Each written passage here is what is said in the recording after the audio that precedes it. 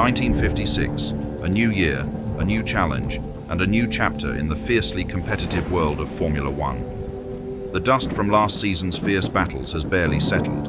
1955 brought its own share of heartbreak, triumph, and evolution on the track. Juan Manuel Fangio, the maestro himself, emerged victorious, securing his third world title. The technical regulations of 1956 were absent compared to today's Formula One.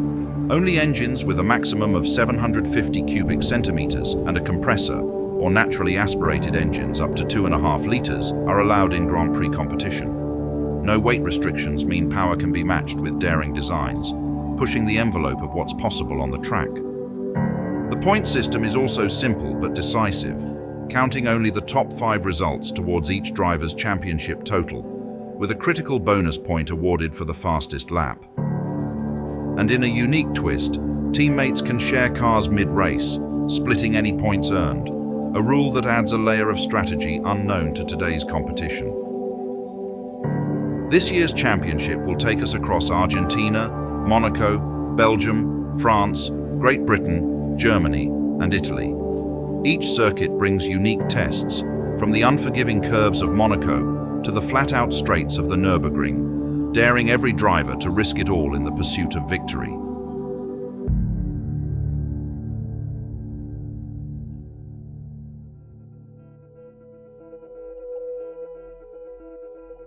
Ferrari's lineup had undergone a significant transformation in the off-season.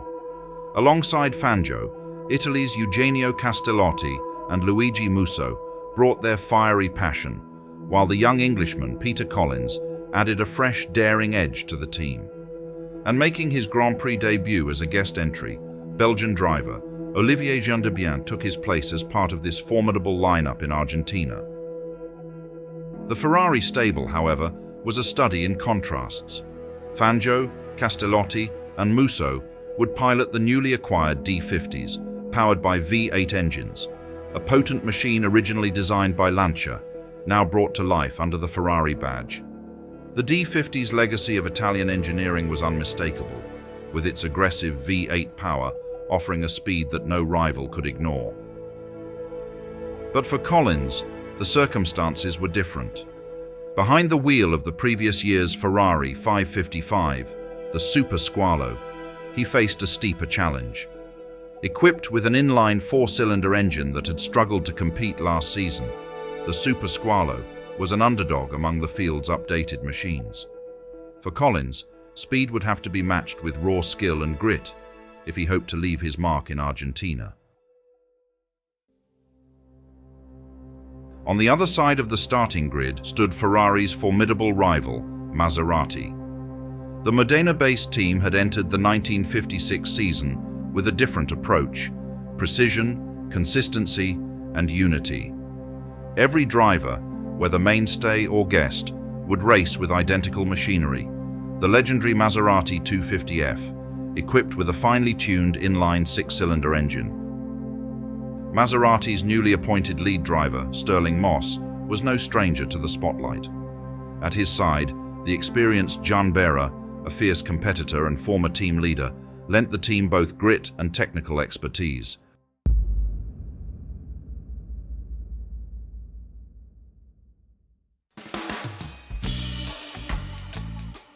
With the start of the 1956 season, all eyes turned to Buenos Aires for the Argentine Grand Prix. Hopes are sky high among Argentine fans, with the legendary Juan Manuel Fangio now leading Scuderia Ferrari. The crowd's fervor reached a fever pitch as the Ferrari team assembled on the grid. Fangio's presence alone was enough to electrify the air, with fans clamoring for a glimpse of the champion. Argentina had given the world a driver of unparalleled brilliance, and today, with Ferrari's banner behind him, Fangio would once again make his mark. Muy buenas tardes, damas y caballeros. Les damos la bienvenida a este emocionante sexto Gran Premio de la República Argentina aquí en el Autódromo de Buenos Aires. Esta histórica carrera marca el comienzo de la temporada de Fórmula 1. The first qualifying session of 1956 wasted no time in underscoring the raw power of Ferrari's new weapon, the D50. At the hands of Juan Manuel Fangio, This machine seemed unstoppable, carving through the Buenos Aires circuit and setting a blistering pace. Fangio left no room for doubt, besting his teammates by over 2 seconds and breaking the track record in the process, shaving more than half a second off the previous best. Behind Fangio, Italian teammates Eugenio Castellotti and Luigi Musso battled for the second spot. In a twist of fate, both clocked in an identical time of 1 minute, 44.7 seconds. But in Formula One, even identical times demand a victor, and Castellotti edged Musso to take second place, having set his time first. Not all Ferraris were equal in Argentina. Collins and 𝔻℻𝔼𝕋𝕀ℕ𝔾𝕊, saddled with last season's Ferrari 555, faced an uphill battle. The Super 𝔾ℝ𝔼𝔼𝕋, equipped with its less competitive inline 4-cylinder engine, struggled against the newer machines. In a tightly contested midfield, they would start from 9th and 10th, unable to match the pace of their D50-equipped teammates. But Ferrari's main rivals were never far behind. Juan Behra, in his Maserati 250F, delivered a flawless lap, joining Fangio on the front row. His skill and consistency proved Maserati was here to challenge Ferrari, with Behra finishing just behind the Argentine champion. Just a 10th behind Behra, 𝔻ℼ𝔼𝕼𝔋𝕼𝕋�, beloved ℙ𝔼𝔼𝕼𝕋𝕼𝕼, thrilled the Argentine crowd by securing 5th on the grid. Stirling Moss, Maserati's new lead driver and Ferrari's greatest challenger, faced a personal setback before he'd even set foot on the grid.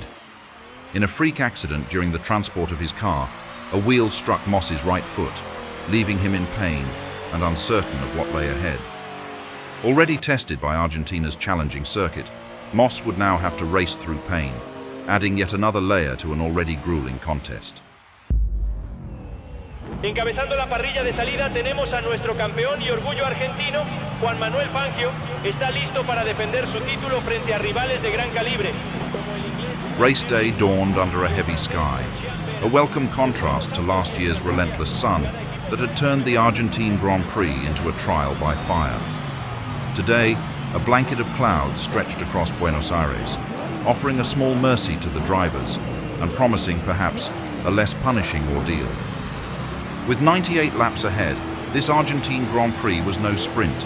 It was a test of endurance. Spanning 383 kilometers, it would push man and machine to their limits. Señoras y señores, la energía aquí en Buenos Aires es inigualable. Sabemos que hoy seremos testigos de un duelo de titanes en este autódromo. Prepárense para una carrera inolvidable. Arranca el Gran Premio de la República Argentina de 1956. ¡Que comience la acción! As the Argentine flag is waved, the cars spring into action, and it's Luigi Musso who takes the lead heading into the first turn. However, excitement builds as 𝔻ℼ𝔼𝕼𝕋𝕼𝕼𝕼, with a lightning-fast start, maneuvers past Musso to claim the front position by the end of the first lap. On the other hand, Juan Manuel Fangio experiences a rocky start in his home Grand Prix. Struggling off the line, the legendary Argentine finds himself in 5th place, grappling to make up lost ground. On lap 2, Carlos Menditegui, who made a strong start, launches an aggressive attack on Musso. Not wasting any time, his teammate Eugenio Castellotti follows suit, swiftly passing Musso as well, and further solidifying Ferrari's grip on the race. In a surprising twist, Stirling Moss overtakes Juan Manuel Fangio, relegating the 3-time world champion to 6th position and leaving fans in disbelief. The Argentine struggles continue as he finds himself in a fierce battle to reclaim lost ground. In the midst of the action, an exhilarating duel unfolds between the two Englishmen, Mike Hawthorn and Peter Collins. The two drivers engage in a spectacular back and forth, culminating in Collins managing to take the lead from Hawthorn. Menditegui expertly navigates the track. On the 4th lap, he making his move on Gonzalez, surging ahead to take the lead for the first time in his career. The young driver has risen to the occasion, battling not only against his competitors, but against the weight of expectations that comes with racing on home soil.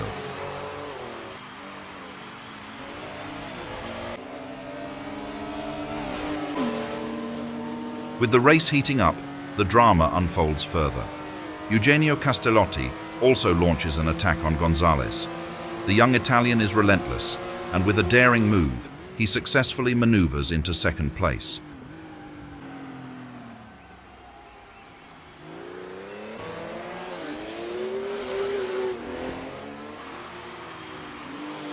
On lap 7, Juan Manuel Fangio, having adopted a cautious approach at the start, begins to find his rhythm. The master tactician shifts gears, expertly navigating past both 𝔾℉𝔼𝕋 and ℾ𝔼𝕼𝕋, climbing up to 4th position in just a matter of laps.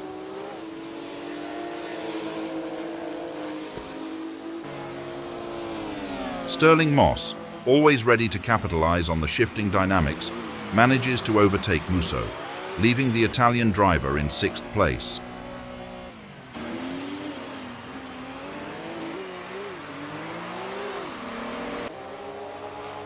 Gonzalez struggles to maintain his pace and quickly falls behind, allowing Fangio to sweep past him and secure 3rd place.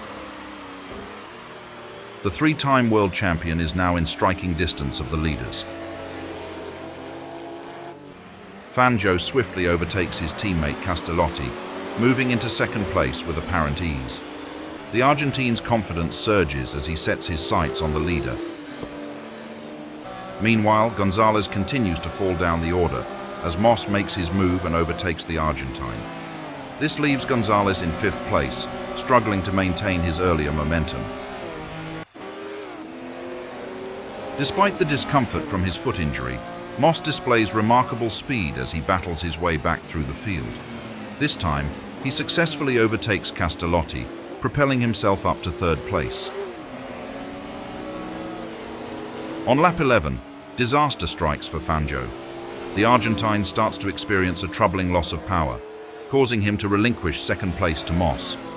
Recognizing the severity of the situation, Fangio heads into the pits, where his mechanics swiftly open the hood of his Ferrari. Their faces reflect concern as they diagnose the issue. A malfunctioning fuel pump is the culprit behind the power loss, putting Fangio's chances of a strong finish in jeopardy. Unfortunately, the mechanics quickly determine that the problem is too severe to fix on the spot. As a result, Fangio returns to the track in a compromised car, struggling with reduced performance. This setback sees him drop to the back of the field, leaving the 3-time champion in the unenviable position of last place, battling against the odds in his home race. On lap 15, 𝔾℗𝔼𝕼𝕋 and Gonzalez engage in an intense battle on the track. Their fierce competition sees the Argentine driver, Gonzalez, manage to edge ahead, reclaiming the 3rd position. A lap later, 𝔾℗𝔼𝕼𝕋 fights back and retakes the lead from Gonzalez, re-establishing his position and maintaining the pressure as they continue to battle. On lap 21, much to the disappointment of the crowd, Fangio's car slows to a crawl, forcing the reigning champion to make another pit stop, this time for good. However, the team manager quickly steps in. He promises to provide Fangio with another car, keeping the champion's spirits alive despite the setback. On lap 23, Behra closes the gap on Musso. After a fierce struggle, the Frenchman manages to outmaneuver Musso, successfully claiming 5th place. A mechanical issue strikes Gonzalez as one of the valves in his Maserati engine fails, forcing the Argentine driver to retire from the race. This development allows Behra to capitalize on the situation, regaining 4th place with ease. By lap 30, Mendieta begins to pull away from the field, widening his lead over Moss to nearly 20 seconds. His steady pace and control are proving difficult for the rest of the pack to match. On lap 31, Musso heads into the pits and, in a strategic move, hands his car over to Fangio. To the delight of the crowd, the world champion rejoins the race right from 5th place, his return sparking a renewed excitement in the stands as he takes back his shot at victory. On lap 40, 𝔾ℝ𝔼𝕋 claimed a solid third place, but his progress came to an abrupt end as gearbox issues forced the Italian to pull off to the side, ending his race prematurely. On the following lap, Fangio catches up to Behra and swiftly overtakes him, elevating the Argentine back into third place. In a shocking turn on lap 44, 𝔾ℝ𝔼𝕋 misses a gear, causing the race leader to spin out. With a comfortable lead of over 20 seconds, he's left in disbelief as a near-certain victory slips away. Moss takes over as the new leader, with Fangio now holding second place, trailing the Englishman by nearly a full minute. Fangio pushes harder, setting an impressive new fastest lap with a time of 1:45.3. Determined to close the gap, the Argentine champion charges forward, drawing the crowd's attention back to the battle at the front.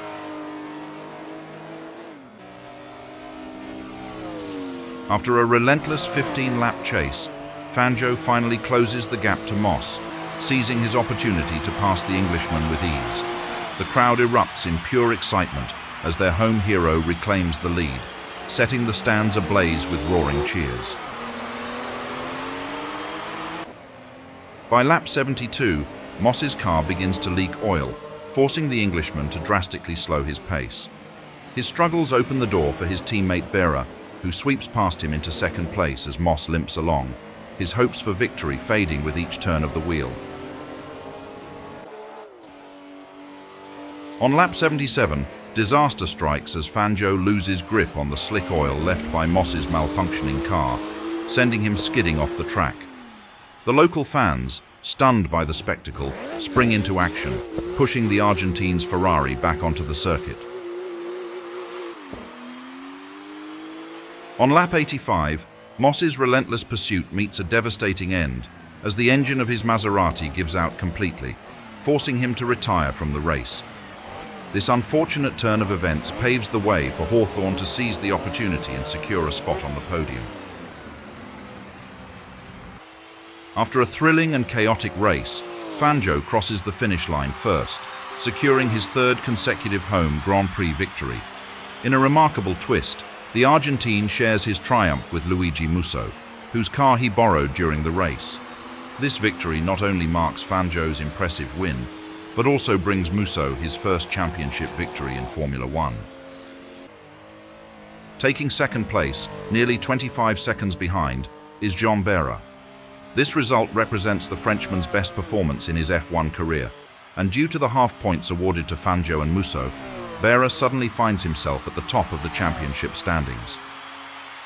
Mike Hawthorn finishes in third, achieving the first podium for Alfred Owen's team, despite being over 2 laps behind the leader. In fourth place, Guerini crosses the line, sharing points with Landi, while debutant Olivier Gendebien earns 2 valuable points for his 5th place finish, albeit more than 7 laps down.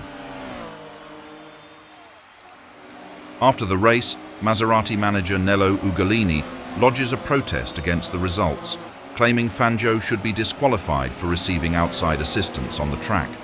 However, the local organizers, loyal to their homegrown hero, side with Fangio, leaving the results intact and the celebrations alive. As the dust settles on an unforgettable Argentine Grand Prix, the excitement in the world of Formula One is just beginning. Next up, we head to the glamorous streets of Monaco, where the narrow lanes and steep hills present a challenge like no other.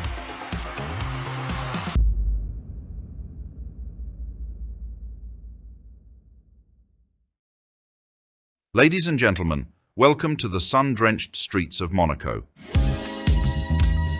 Today, the finest drivers from around the world have converged upon this jewel of the Riviera to challenge the twisting, perilous circuit that weaves through Monte Carlo's famed boulevards and harbors. This is no ordinary race. This is the Monaco Grand Prix.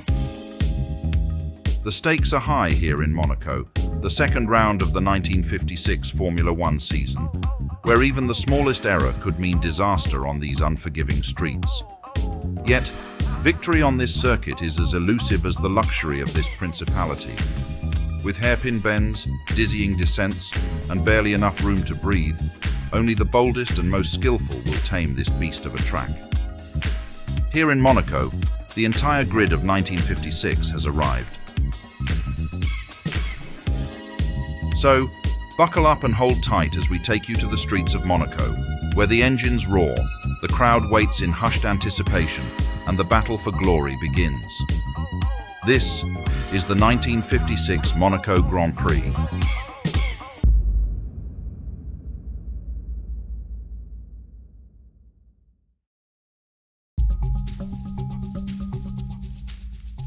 Scuderia Ferrari arrives with an impressive lineup.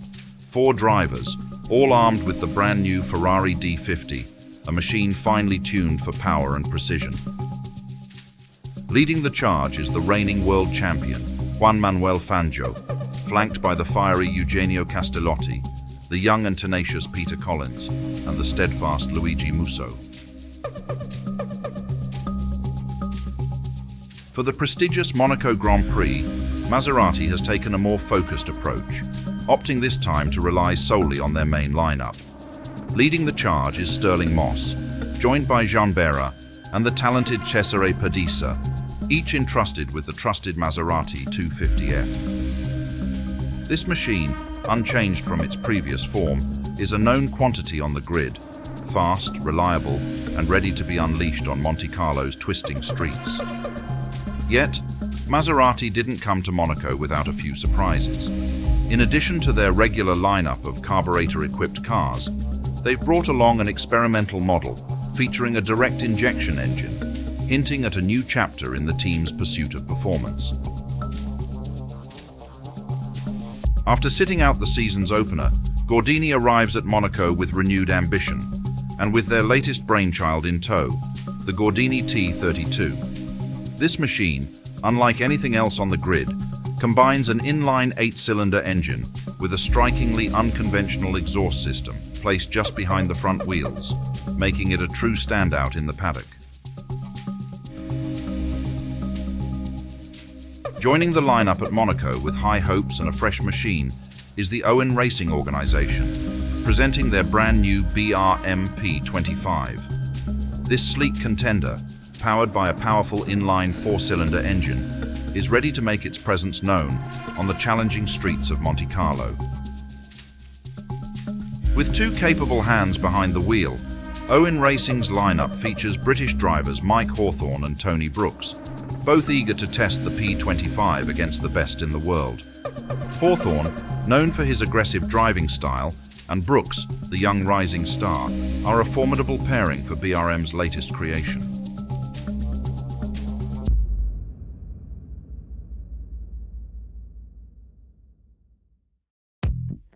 As ever, the organization of the Monaco Grand Prix brought a unique challenge.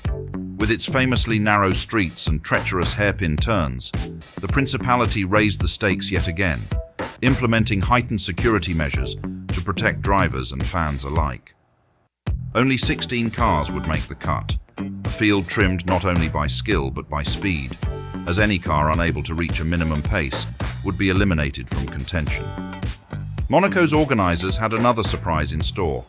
To attract spectators from the very start of the weekend, a special £100 prize was introduced for the fastest driver on the opening day of practice, a sum large enough to add extra spark to the proceedings. The result? An electric start to qualifying, as drivers charged onto the track, each determined to leave their mark on Monte Carlo's winding roads.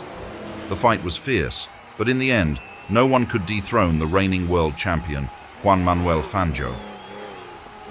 In his Ferrari, Fangio took both the prize and the coveted pole position, setting a blistering pace that would be tough to match come race day. Fangio's closest challenger, Britain's Stirling Moss in the Maserati, was right on his heels. Moss, ever the tactician, tested both the carbureted and experimental versions of Maserati's machine, ultimately choosing the more familiar model. ℾ𝔼𝔼𝕼𝕋 for Ferrari and Behra for Maserati secured 3rd and 4th positions.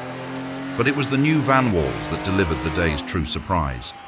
American Harry Schell and Frenchman Maurice Trintignant took 5th and 6th on the grid, proving that British engineering was no longer just a sideshow to the Italian machines. Their pace left seasoned drivers like Pedisa, Musso and Collins trailing, a significant upset for the Italian camps.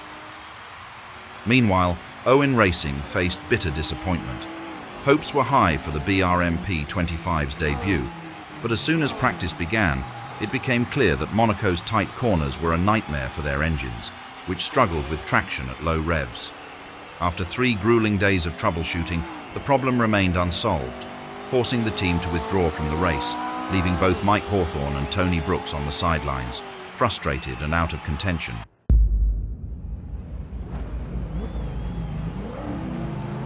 Mesdames et messieurs, bonjour et bienvenue à tous au prestigieux 14e Grand Prix automobile de Monaco. The Monaco Grand Prix is blessed with picture-perfect weather, the sun shining down on the famed harbour and twisting streets of the Principality. With not a dark cloud in sight, the scene is set for an unforgettable day of racing. The drivers face a formidable challenge, 100 laps around the iconic streets of Monte Carlo, covering a total distance of 314 kilometers. Monaco est prêt à vibrer avec vous, mesdames et messieurs. Que les moteurs rugissent, que la vitesse et l'audace fassent le reste. Le 14e Grand Prix automobile de Monaco va commencer. Place au spectacle.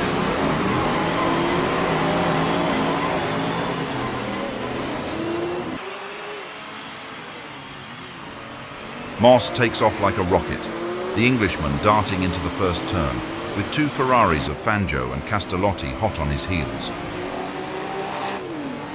Fangio pushes his limits and spins out in an instant. 𝔾ℼ𝔼𝕋𝕀ℕ𝔼𝕋, Collins and Behra react just in time, weaving past the stalled Ferrari, but behind them, the field plunges into pandemonium. In the frenzy, Musso and 𝔻ℼ𝔼𝕼𝕋 are forced to retire, their Monaco race hopes dashed as marshals scramble to restore order.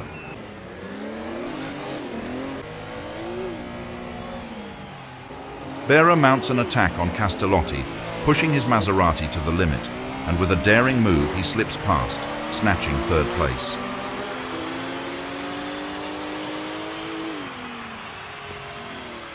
By lap 11, Fangio has caught up with his young teammate 𝔾ℼ𝔼𝕼𝕼𝕼, applying relentless pressure with every corner. The veteran is ready to attack, but 𝔾ℼ𝔼𝕼𝕼𝕼 holds firm, showing he won't simply step aside for the reigning champion. By lap 14, Fangio's relentless pressure finally pays off. With a swift, decisive move, he cuts through, snatching 4th place from his young teammate.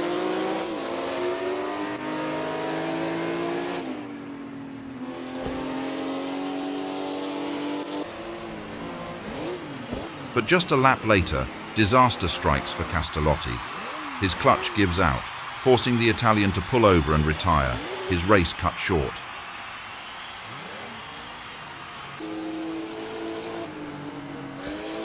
Fangio's charge continues. With masterful precision, he overtakes Behra, seizing 3rd place.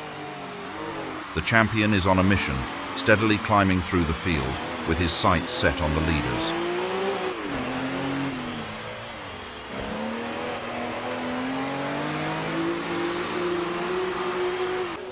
By lap 28, Fangio has caught up with Collins, and with no time to lose, the Argentine makes his move, sweeping into 2nd place. Now, with Collins behind him, Fangio has only one target left, Moss, the leader just ahead. However, Fangio's race takes a turn for the worse when he clips the fence with the right rear of his Ferrari, inflicting damage that significantly compromises his car's handling. The Argentine driver is forced to ease off the pace, allowing Collins to effortlessly catch up and reclaim 2nd place. After struggling for several laps with a compromised vehicle, Fangio finally concedes defeat and steers into the pits. Just like in Argentina, the Ferrari team manager steps in, providing him with a replacement car. Meanwhile, the mechanics work diligently on the damaged car, replacing the broken wheel and preparing it for 𝔾ℼ𝔼𝕼𝕼𝕼, who is ready to rejoin the action in 4th place. Vanwall, feeling the toll of the grueling race, can no longer continue and makes his way into the pits. There, he hands over his car to Gordini's reserve driver, 𝔼𝕼𝕼𝕼𝕼, who is set to take over the reins. Collins gets word from the team to head into the pits, presenting a golden opportunity for Fangio to rejoin the race and grab some crucial points. Despite having driven a flawless race and comfortably holding second place, the Englishman obeys the team order, relinquishing his Ferrari to the reigning world champion. As Fangio settles into Collins's car, he quickly accelerates back onto the track. However, Behra seizes the moment and swoops past, now claiming second place. Fangio, eager to reclaim his position, closes the gap on Behra, ready to engage in a fierce battle for second place. After a brief but intense struggle, Fangio makes his move, expertly outmaneuvering the Frenchman.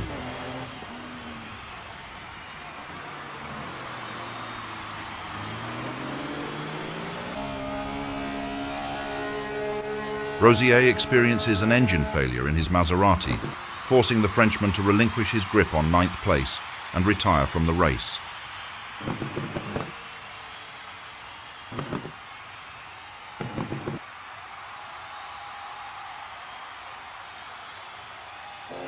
Fangio surges ahead, establishing himself as the fastest driver on the circuit, clocking an impressive lap time of 1:44.4, the quickest of the race.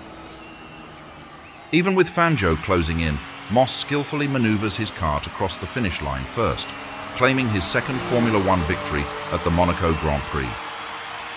Another standout driver, Peter Collins, not only delivers an impressive drive, but exemplifies high team spirit, ultimately earning him a share of second place alongside Fangio and securing his first points in Formula One. Collins's teamwork and resilience have certainly paid off, and his efforts will be remembered as a pivotal moment in his rookie season. Completing the podium is Joan Behra, who finishes in third. His commendable effort keeps him at the top of the championship standings, solidifying his place as a formidable contender this season. Fourth place goes to 𝔾ℼ𝔼𝕼𝕋, who, despite facing challenges with his car, manages to bring it across the finish line. However, he earns only half points for his efforts, sharing this milestone with his Ferrari teammate Fangio. Finally, we have Da Silva Ramos, who claims fifth place, marking a significant achievement for Gordini as he brings home their first points in 2 years. After the thrilling 1956 Monaco Grand Prix, the championship standings see Joan Behra leading with 10 points, closely followed by Juan Manuel Fangio with 9 points, and Stirling Moss trailing just behind with 8 points. A high-octane shout-out to our dedicated subscribers. Your unwavering support fuels our passion for this incredible sport. You are the heart of this community, and we couldn't do it without you. And now get ready for the next round as we head to the historic Circuit de Spa-Francorchamps for the 1956 Belgian Grand Prix. Known for its breathtaking scenery and challenging twists, this race promises to deliver high-speed drama and fierce rivalries.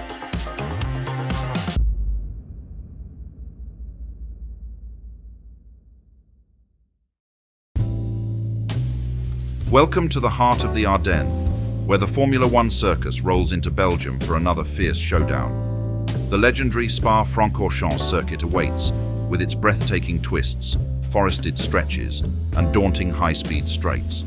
Known as one of the longest and most challenging tracks on the calendar, Spa's relentless course of nearly 14 kilometers demands not only precision, but unwavering courage from each driver. Today, the stakes are high.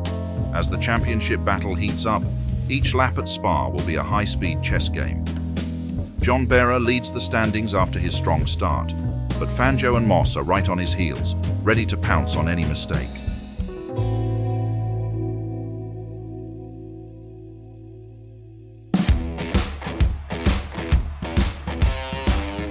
Four days before the Belgian Grand Prix, the Indianapolis 500 took place, packed with drama and grit, on the legendary 2.5-mile oval.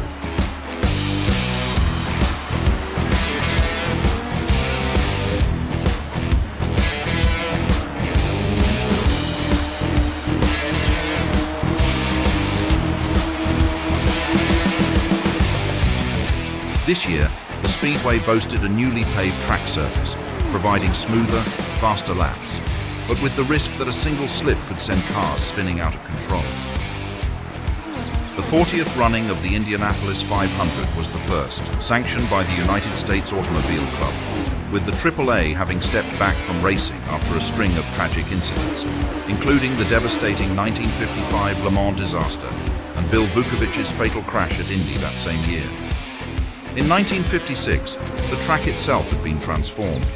The speedway was newly repaved with asphalt, leaving only 600 yards of the main stretch in its original brick. This update promised higher speeds and the potential for record-breaking qualifiers.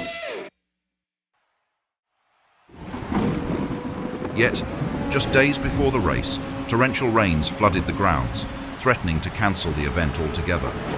The track was submerged, access tunnels filled with water, and the infield had become a swamp. As the race unfolded, it became a test of patience as much as speed, with 11 yellow flags, amounting to over an hour of caution time, splitting the action into bursts of intense racing between caution lights. Veteran sports writers likened it to a series of sprints rather than a single 500-mile dash. Pat Flaherty emerged as the day's hero, leading 127 laps and seizing victory after taking the lead on lap 76, etching his name into Indy 500 lore.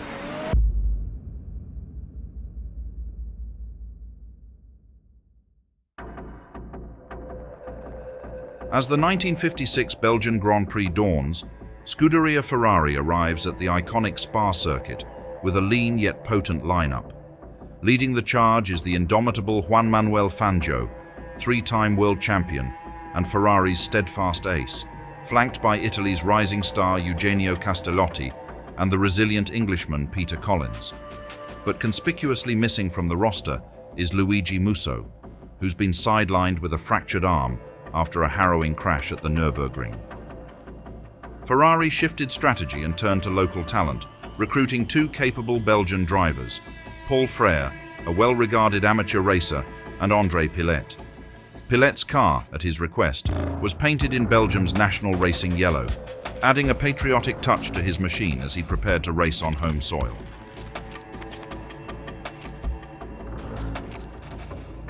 The Maserati team arrived in Belgium with an impressive fleet of 5 250F cars, steered by an elite lineup. Regular drivers, Stirling Moss, Jean Behra, and ℏ𝔼𝕋𝕀ℍ𝔼𝕋, were joined by guest drivers Mike Hawthorn and Chico Godia. Among the 5 factory-prepared Maseratis, a curious setup detail emerged. 3 of the cars had the accelerator pedal positioned to the right of the brake pedal, while the remaining 2 retained Maserati's standard throttle left, brake right layout. This adjustment was specifically made for team leader Stirling Moss, who insists on a right-hand throttle and simply cannot adapt to any other pedal arrangement.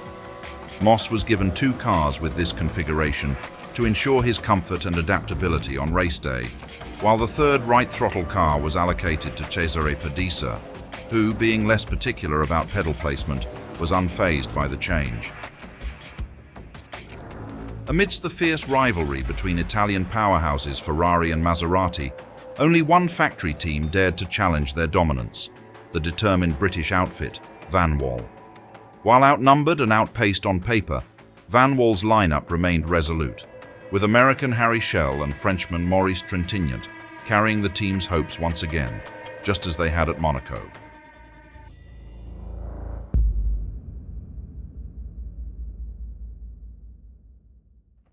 Mesdames et messieurs, bienvenue pour le prestigieux Grand Prix de Belgique. Nous sommes ici sur le célèbre circuit de Spa-Francorchamps.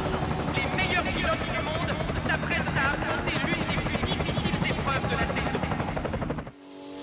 Argentine maestro Juan Manuel Fangio, who seized the limelight right from the outset. On the very first day of practice, Fangio unleashed a blistering lap time of 4 minutes 9.8 seconds. An astounding achievement that etched his name in history as the first driver to average over 200 km/h around the famed Spa-Francorchamps circuit, thereby securing his 3rd pole position of the season. However, it wasn't without competition. Stirling Moss, flying the flag for Maserati, managed to claim 2nd on the grid, but found himself trailing Fangio by nearly 5 seconds. A considerable gap that underscored the Argentine's dominance on this storied track. Peter Collins, Fangio's steadfast teammate, delivered an impressive performance, qualifying third, just 0.6 behind Moss. A remarkable feat, considering Collins had only logged a handful of fast laps throughout the practice sessions. Completing the top 5 were Ferrari's Eugenio Castellotti and Maserati's Juan Behra, both posting identical times of 4 minutes 16.7 seconds. Just behind them, Vanwall's 𝔾ℝ𝔼𝕼𝔋𝕼 and Maurice Trintignant, pushing their machines to showcase their burgeoning potential.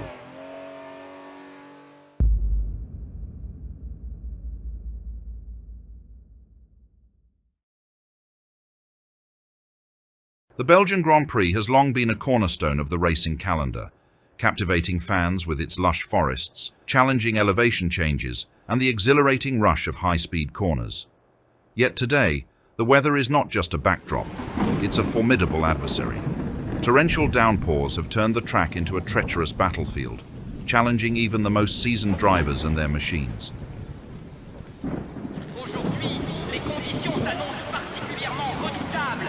La pluie s'est abattue sur la piste, transformant le parcours en un véritable défi pour nos pilotes. As the drivers prepare to tackle 36 grueling laps, covering a total distance of 508 kilometers. Le 18e Grand Prix de Belgique est sur le point de commencer et la bataille sous la pluie promet d'être historique.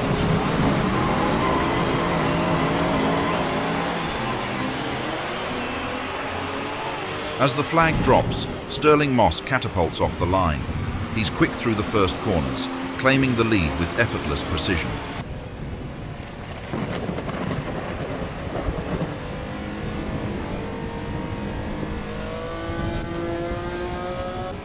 By the second lap, Fangio is already on a mission to reclaim his place at the front. With his characteristic precision, he closes in on teammate Peter Collins. Spotting his moment, Fangio swiftly maneuvers past, reclaiming third place and setting his sights on the leaders ahead.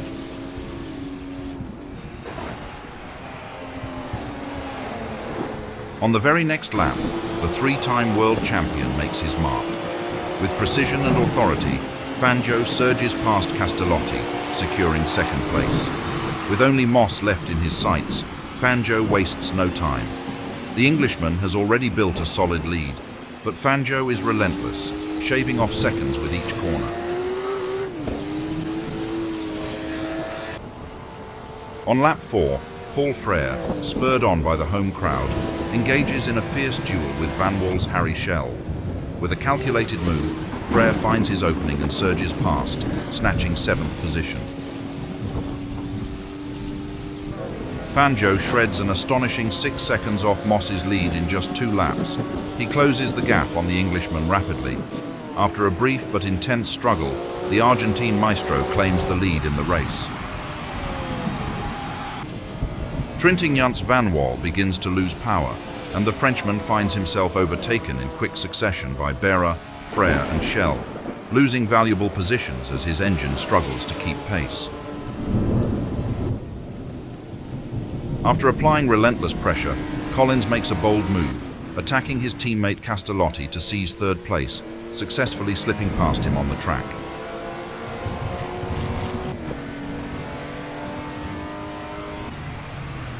After battling through several sluggish laps in a deteriorating car, Trintignant ultimately throws in the towel and makes his way to the pits, retiring from the race. It was later discovered that a fuel line malfunction was the cause of his significant power loss. On lap 11, disaster strikes for Stirling Moss as the left rear suspension arm on his Maserati suddenly snaps. Despite the brake, the Englishman skillfully keeps his car on the track, but quickly realizes he must slow down and pull over to the side. Without wasting any time, Moss leaps from the car and races on foot toward the pits, desperately searching for a spare vehicle to continue his race. On the following lap, tragedy befalls Eugenio Castellotti as he struggles to shift gears, only to discover that his gearbox has completely fallen apart.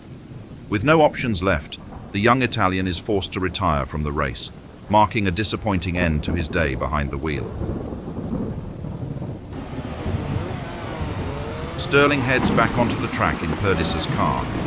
However, he finds himself in 6th place, now a full lap behind Fangio, making the task of reclaiming his position all the more daunting. Fangio maintains his commanding lead, extending his advantage to a comfortable 25 seconds over second-placed Collins.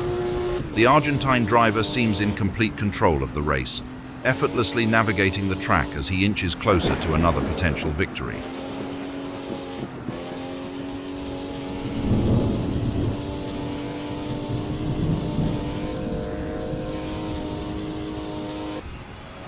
Moss catches up with 𝔾ℼ𝔼𝕼𝔼𝕋 and goes on the attack, swiftly reclaiming 5th place. Following the car swap, the Englishman sets out to climb back up the order and close the gap to the leaders ahead. Fangio, the race leader, confidently managed the race, holding a lead of over half a minute ahead of Collins. However, on lap 24, as he approached Stavola, his Ferrari unexpectedly lost power, forcing the Argentine to pull off to the side of the track. The cause of Fangio's sudden loss of speed becomes clear. A transmission failure strikes at the worst possible moment, right in the middle of the circuit. This unfortunate turn of events leaves the Argentine champion stranded, his hopes for victory dashed as he sits helplessly in his stationary Ferrari. Moments later, Collins zooms past the parked Ferrari of his teammate, seizing the moment. And just like that, the Englishman finds himself in the lead for the very first time in his career, a dream come true amid the heartbreak of his compatriot. Local hero 𝔼𝕼𝕼, steadily reducing the distance to Behra, finally closes the gap and, much to the delight of the home crowd, overtakes the Frenchman, seizing 2nd place. By lap 28, Behra's Maserati begins to show signs of engine trouble, an ominous signal that sets the Frenchman on edge. Realizing the severity of the situation, Behra slows his pace, calculating each move as he hopes to nurse the ailing car across the finish line. On lap 29, Moss clocks the fastest lap of the race with an impressive time of 4 minutes 14.7 seconds, just 5 seconds shy of Fangio's qualifying record achieved on a dry track. Clearly, the Englishman has set aside the challenges of the wet conditions and is pushing hard to make up lost ground.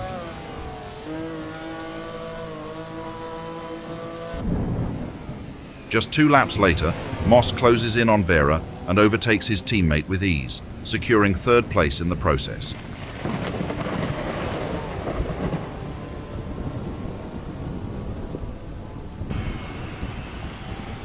With just 4 laps remaining, Behra's engine gives out completely, prompting him to pit. This unfortunate turn of events allows 3 competitors to pass him, dropping the Frenchman to 7th place. Peter Collins, after a remarkably strong and impressive race, crosses the finish line, clinching his first victory in a Formula One Grand Prix. This triumph not only marks a significant milestone in his career, but also catapults him to the top of the championship standings, positioning him as a serious contender for the title. Meanwhile, local favourite Paul Frère secures a fantastic 2nd place finish to a roaring applause from the crowd. His excellent driving and the reliability of his car earn him a well-deserved spot on the podium in front of his home fans, adding to the excitement of the day. Stirling Moss secures a commendable 3rd place. His skill allows him to claim a spot on the podium, and he earns 3 valuable points that will be crucial in the championship battle. In 4th place is 𝔾ℼ𝔼𝕼𝕼, who, after 7 years in Formula One, finally scores his first points, marking a significant achievement for both him and the Vanwall team. Luigi Villareisi finishes 5th, showcasing the reliability of his Maserati despite a lack of outright speed during the race.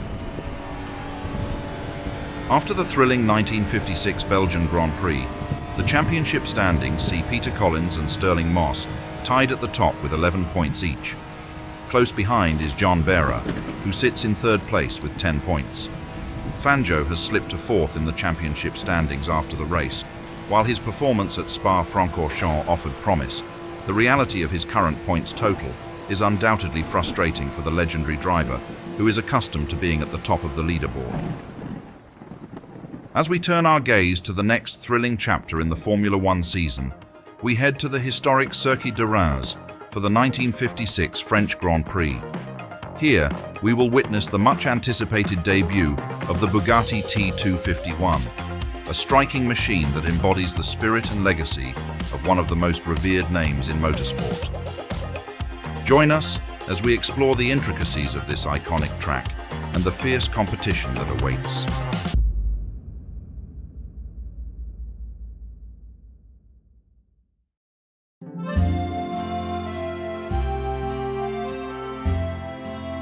Welcome to Reims, the heart of the French Grand Prix and the fifth round of the 1956 World Championship. Today, this historic circuit, with its fast straights and sweeping corners, sets the stage for another fierce battle in what's shaping up to be a season of extraordinary rivalries and daring comebacks. Reims has always favored the brave and the skilled, a high-speed track where one misstep can mean disaster, and one bold move can change the course of the race.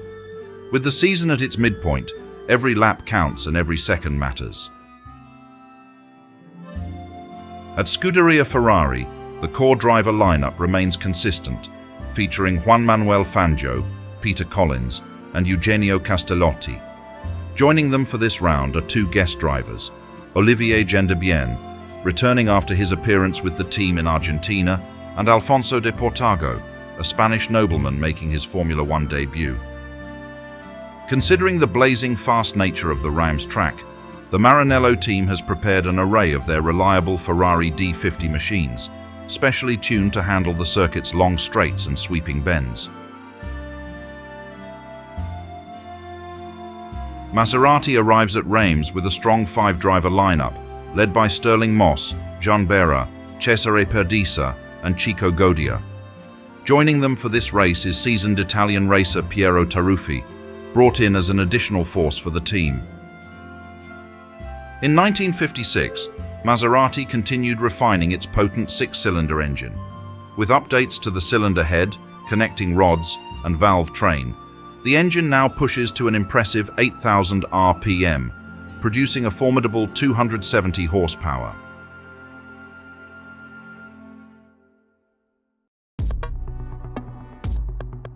In 1956, a legendary name returned to the Grand Prix grid. Bugatti, a brand steeped in racing history, known for its luxurious, powerful machines, had been absent from Formula One since the mid-1930s. But at the French Grand Prix in Reims, they were back, unveiling their latest creation, the Bugatti T251. For years, Bugatti was synonymous with speed and innovation, conquering races across Europe in the 1920s and 30s. But as time marched on, the world of Formula One became more competitive, more demanding. By the time the T251 appeared, Bugatti's mystique had faded, and their racing presence had all but vanished. The T251 was anything but traditional. Designed by the renowned Italian engineer Gioacchino Colombo, this machine was a bold statement, packed with experimental engineering. Colombo, known for his success with Ferrari's early V12 engines, was now pushing the boundaries for Bugatti with one defining feature, a 2.5-litre straight-8 engine mounted in the rear. But the T251 wasn't just about engine placement. Bugatti adopted a transverse gearbox, positioned across the rear, attempting to refine weight distribution and handling. And to make the T251 as lightweight as possible, they used an innovative tubular frame, an approach that showed their commitment to racing's cutting edge. Behind the wheel of this experimental machine would be Maurice Trintignant, a seasoned French driver who understood both the rewards and risks of racing. With Bugatti returning on home soil, all eyes were on him to give the T251 a promising debut. This time, the British Vanwall team fields an expanded lineup with 3 drivers. With Maurice Trintignant having temporarily joined Bugatti, team owner Tony van der Velde seized the chance to bring in none other than Mike Hawthorn. The talented Brit, freed up by his usual BRM team's absence, was more than eager to step in and try his hand at another British machine, joining American driver 𝔾ℝ𝔼𝕼𝔋𝕼𝕋. But the biggest surprise of all was the addition of Colin Chapman, Vanwall's own chief designer, as the third driver.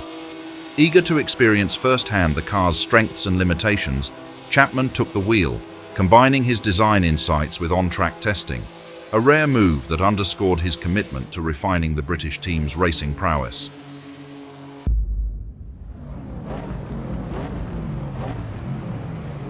Mesdames et messieurs, bienvenue au Grand Prix de France 1956. Nous sommes ici sur le légendaire circuit de 𝔻ℍ𝔼𝕋, où vitesse et stratégie s'affrontent sur ces longues lignes droites et virages rapides. Il fait chaud, le soleil brille et l'atmosphère est électrique alors que les pilotes se préparent pour une course qui s'annonce intense. As always, the long straights of Reims offered the perfect stage for raw speed, and this year it was the Ferraris that stole the show, locking out the entire front row.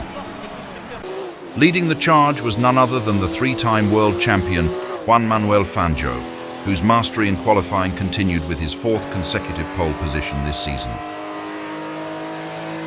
Teammates 𝔾ℼ𝔼𝕋𝕀℉𝔼𝔼𝕋 and Peter Collins weren't far off Fangio's blistering pace. Meanwhile, Ferrari's guest drivers, Alfonso de Portago and Olivier Gendebien, had less luck, securing only 9th and 11th spots on the grid. Ferrari's experimental model was expected to give an edge, but when it failed to deliver any noticeable advantage, all the Ferrari drivers opted to stick with the tried-and-true D50 machines.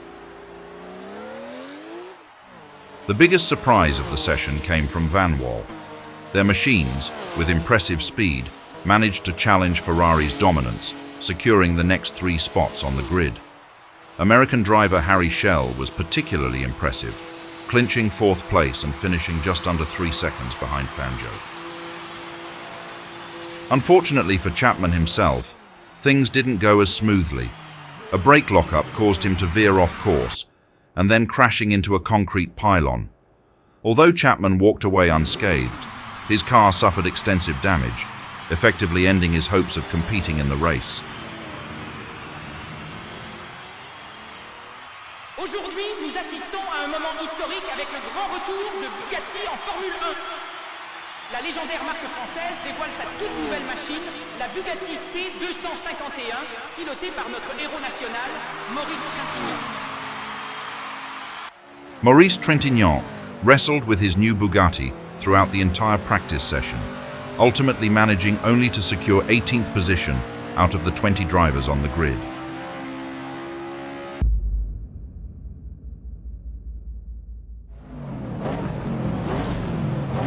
It's moments before the start of the French Grand Prix here at Reims. The sky is a blanket of grey, casting an ominous shadow over the grid, as if hinting at the drama to come. The drivers, lined up in their machines, are a blend of nerves and fierce concentration, awaiting the start signal. Today's race will push the drivers and their machines to the limit, with 61 laps of the Reims circuit ahead of them, covering a grueling total distance of 506 kilometers. Mesdames et messieurs, la scène est prête, les moteurs rugissent, le 42e Grand Prix de France démarre dans 3, 2, 1, départ! As the flag drops, Fangio's start is less than ideal, a pattern we've seen from him this season. Both of his Ferrari teammates slip past in the opening dash, while Collins seizes the moment, surging into the lead with a commanding start.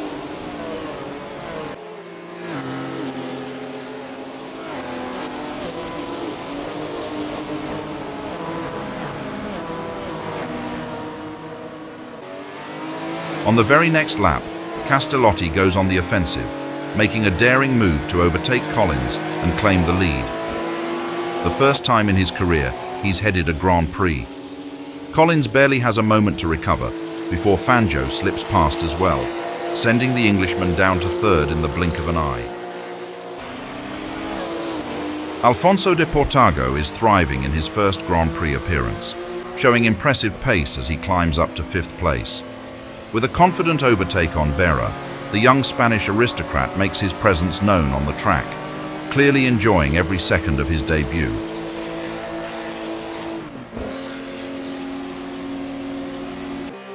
By lap 5, Fangio decides it's time to make his move. With precision and timing, he launches an attack on Castellotti, skillfully slipping past to seize the lead. The 3-time world champion is now in command, setting his sights on extending his advantage in the race. Hawthorn, running on empty after a sleepless night following his participation in the 12 hours of Reims, begins to feel the effects of exhaustion. Needing relief, the Englishman heads into the pits to hand his car over to 𝔻ℼ𝔼𝕋𝕀ℕ𝔼𝕼.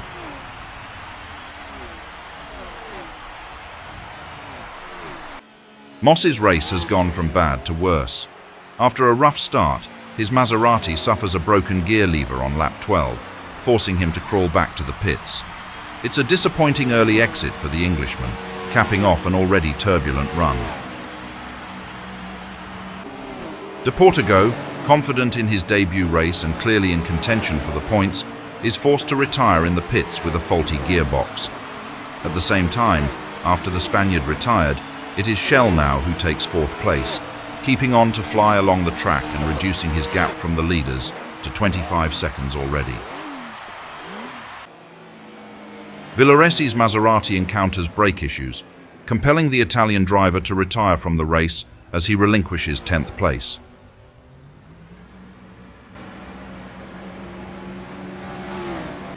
On lap 31, 𝔻ℼ𝔼𝕋 executes a daring maneuver that leaves spectators in awe.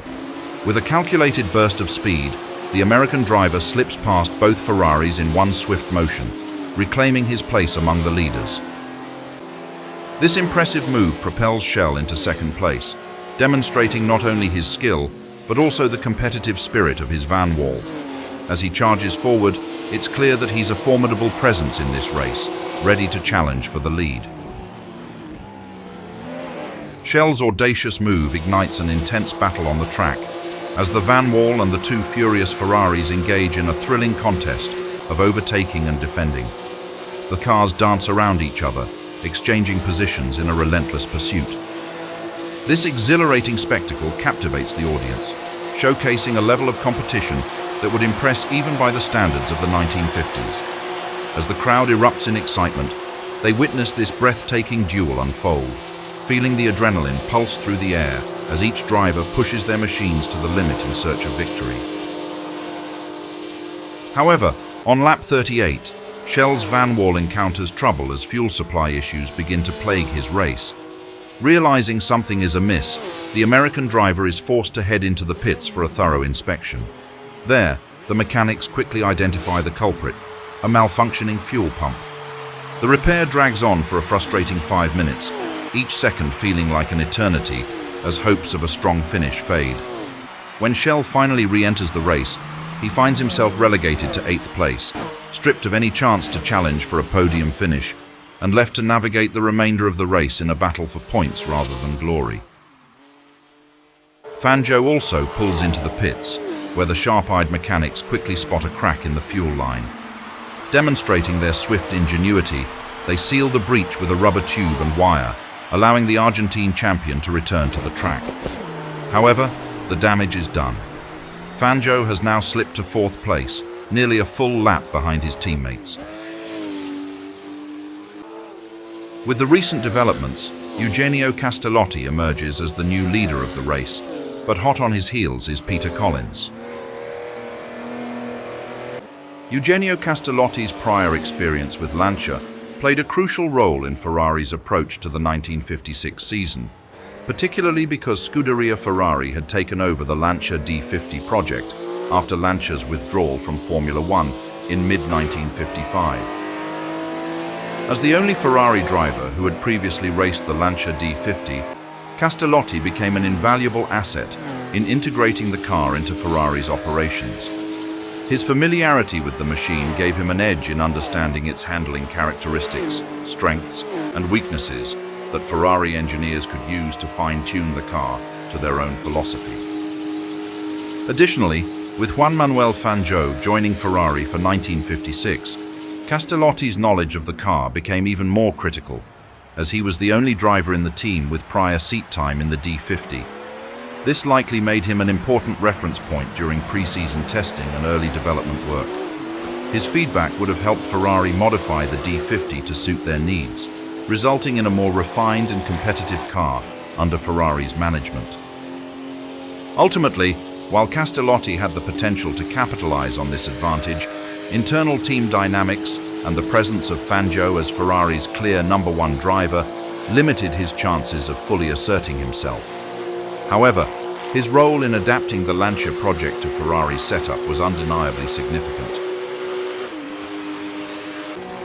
After patiently trailing Castellotti for several laps, Collins decides it's time to make his move. He launches an attack, overtaking the Italian and seizing the lead in the race.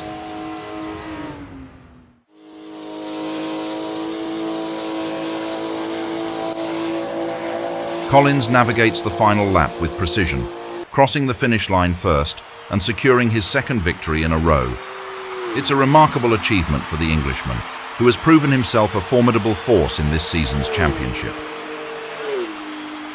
As Collins celebrates his victory, his teammate Castellotti finishes a commendable second, just a heartbeat away from his first Grand Prix win.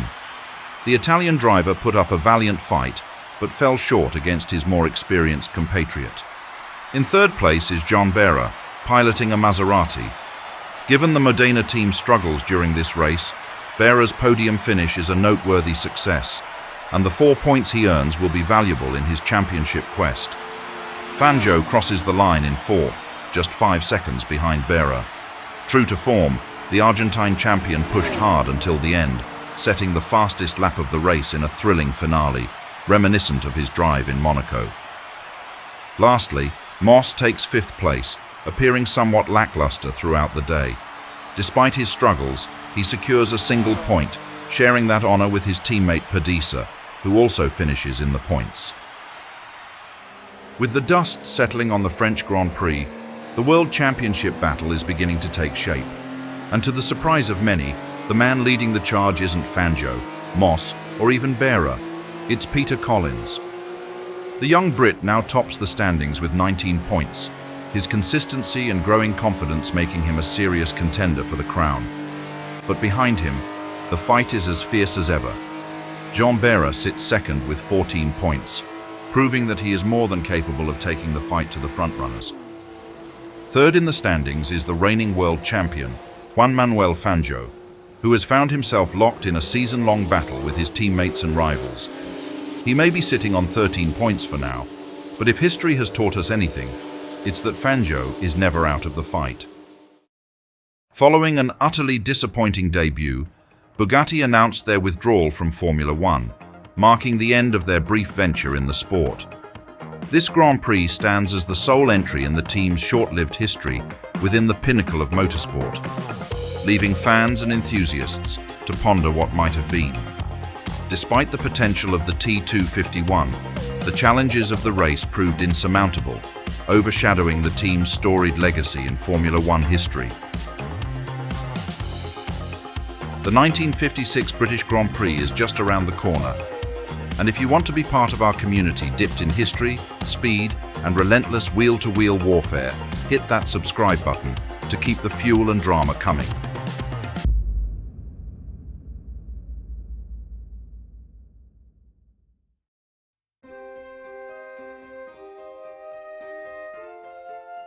Silverstone, where speed meets history, and the roar of the crowd is only matched by the scream of Grand Prix machines.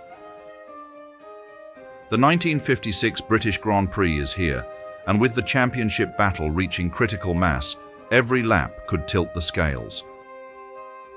Moss, Collins, Fangio, Behra, each with something to prove, each with everything to lose. National pride is on the line.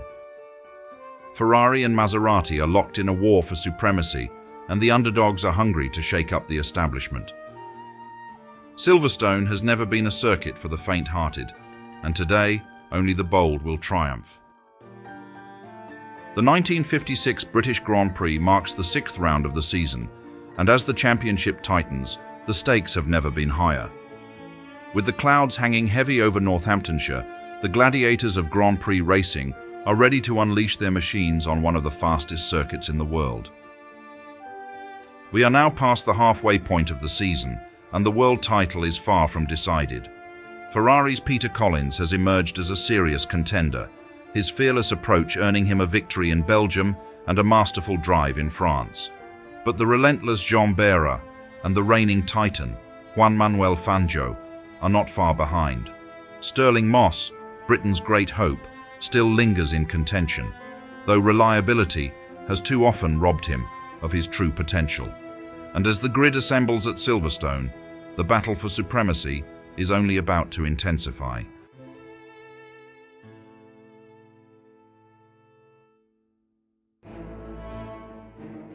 For the British Grand Prix, Scuderia Ferrari fielded 4 drivers.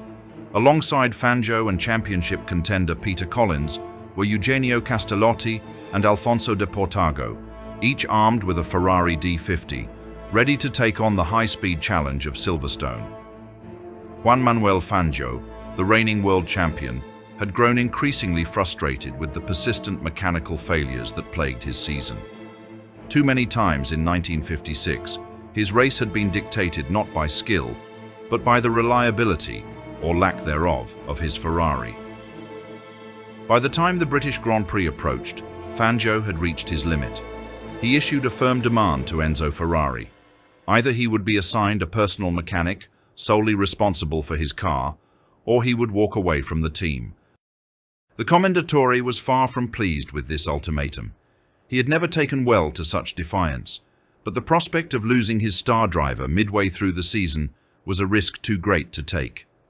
Reluctantly, Ferrari conceded, bending one of his team's long-standing traditions to keep the Argentine on board.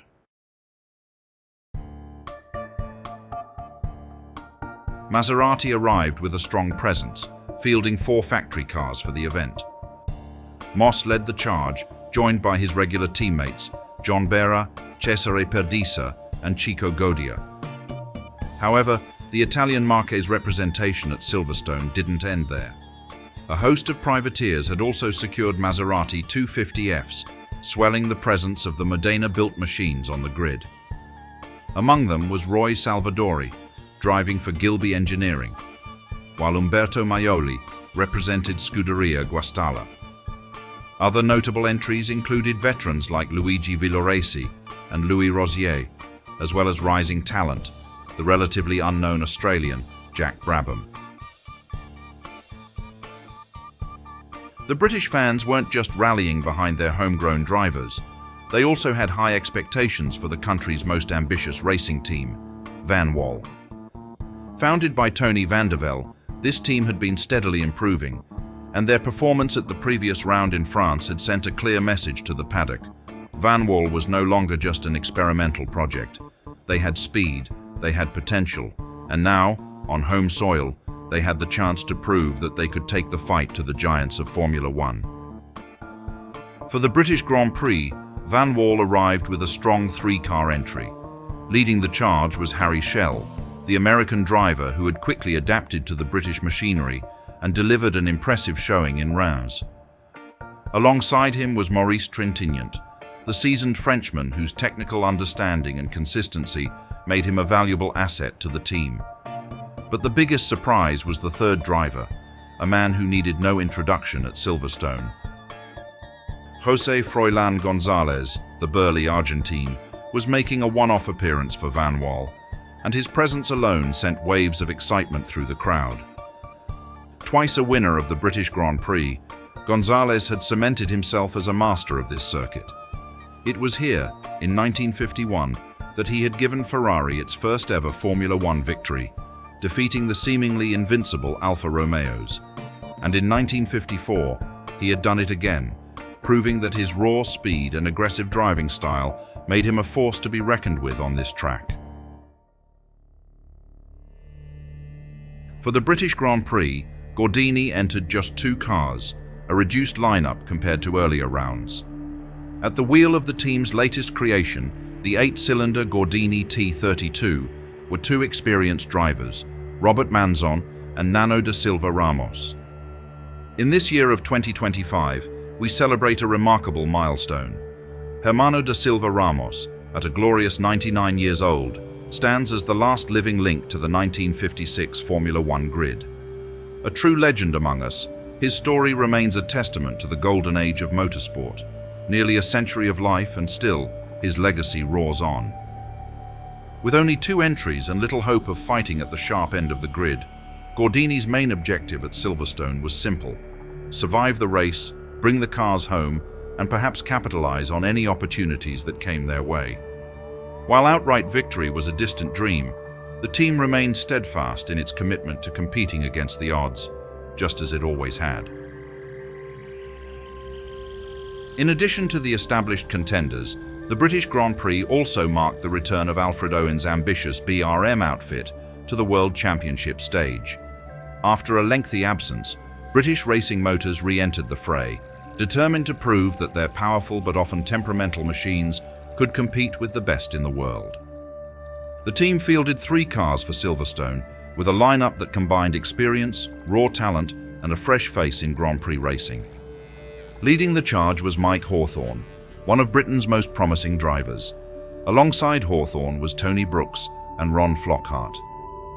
The BRM P25, with its powerful but notoriously unreliable 2.5-litre engine, had the potential to be a serious threat if it could last the distance. The team had spent months refining the car, addressing its weaknesses, and improving its performance, but reliability remained a looming question mark.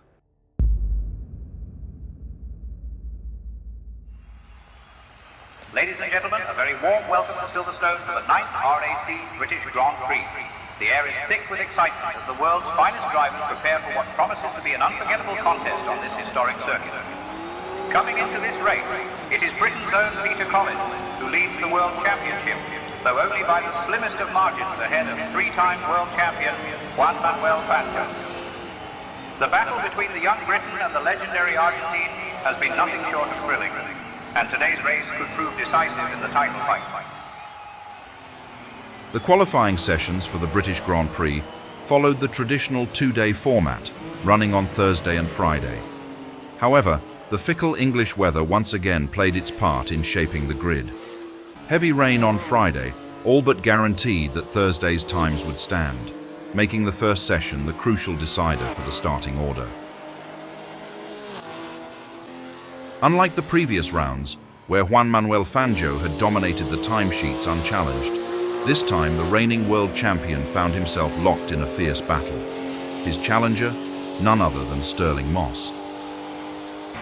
The British ace, determined to put on a show for his home crowd, matched Fangio's best lap time to the fraction of a second. Not only did this earn Moss his first pole position of the season, but he also shattered the Silverstone lap record, a mark that had stood unchallenged since 1951. It was a statement of intent from the Maserati driver, proving that he had both the speed and the confidence to go head-to-head with the great Argentine. While the front row battle was thrilling, the biggest shock of qualifying came courtesy of Mike Hawthorn and BRM. The British outfit, returning to the World Championship fold, had been widely expected to struggle against the established giants of Ferrari and Maserati. Yet, against all odds, Hawthorn muscled his BRM into third on the grid, just 2 seconds off the pace of the front runners.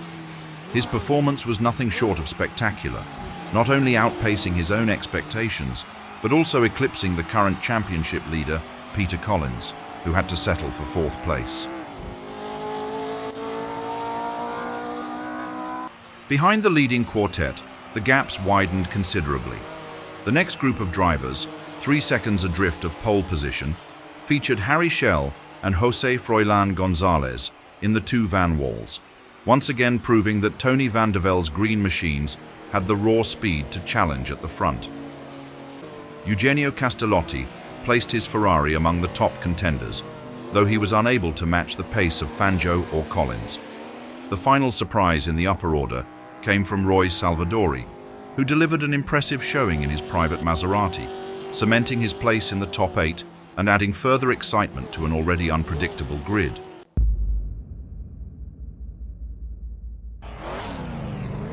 At the very top of the timesheets, it's Stirling Moss in the Maserati, setting a blistering lap of 1 minute 41 seconds, a brand new lap record.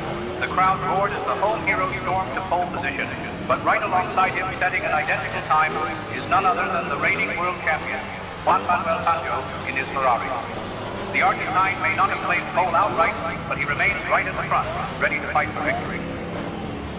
Race day at Silverstone brought an unexpected challenge for the reigning world champion, Juan Manuel Fangio, already under pressure in the championship fight, awoke with a fever. The Argentine maestro was visibly unwell, and doctors strongly advised him to sit out the race. However, the organizers, keen to have the sport's biggest star on the grid, pleaded with Fangio to compete. In the end, whether out of sheer determination or obligation, he relented, downing painkillers before stepping into his Ferrari. Today's British Grand Prix presents a grueling challenge for the drivers and their machines alike. With a staggering 101 laps of the sweeping Silverstone circuit ahead, competitors will have to endure a punishing test of both speed and stamina. The full race distance stretches to an exhausting 475 kilometers, making this one of the longest and most demanding rounds of the season. Tire wear, fuel consumption, and mechanical reliability will all play a crucial role, as even the slightest miscalculation could spell disaster before the checkered flag is waved. Only the toughest and most precise will emerge victorious in this marathon of motorsport. The weather remains uncertain. While conditions are currently dry, thick clouds hang over Silverstone and a dense fog has settled over the grandstand. Rain remains a very real threat, which could shake up the order as the race unfolds. The field is set to the start of the race with the flag, and there are. To the delight of the British crowd, it's Mike Hawthorne in the BRM who storms into the lead, outpacing both Fangio and Moss into the first corner. But the real shock comes from further back. Tony Brooks, starting from 9th, rockets off the line with a phenomenal launch, slotting into second place behind his teammate. The BRM duo, against all expectations, now leads the British Grand Prix. However, not everyone gets off to a flying start. For José Froilán González, the race is over before it even begins. The Argentine ace barely gets going before his transmission fails catastrophically. As the rest of the field disappears into the distance, González can do nothing but coast his stricken Vanwall to the side of the track, having covered barely 100 meters. The first retirement of the race has come within seconds of the start. Peter Collins, who had struggled off the line and lost ground in the opening scramble, quickly sets about making amends. By the time the field thunders through to begin the second lap, the Ferrari driver is already on the charge. Wasting no time, he reels in 𝔾ℝ𝔼𝕼𝕋, slipping past his teammate with a decisive move. Moments later, he sets his sights on Roy Salvadori in the private Maserati. With a burst of speed and a well-timed maneuver, Collins sweeps ahead, clawing his way back towards the front runners. Collins continues his relentless charge.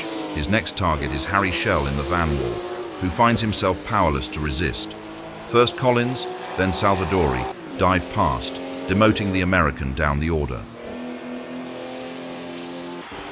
Local hero Stirling Moss swiftly overtaking Salvadori to move into 5th place. With each lap, he claws back lost ground, pushing hard to rejoin the fight at the front.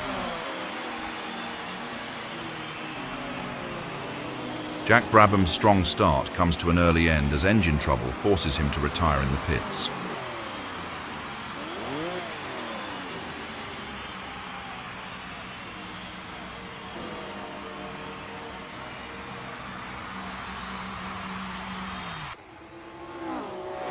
On lap 7, Fangio makes his move, slipping past Brooks and threading his way between the two BRMs.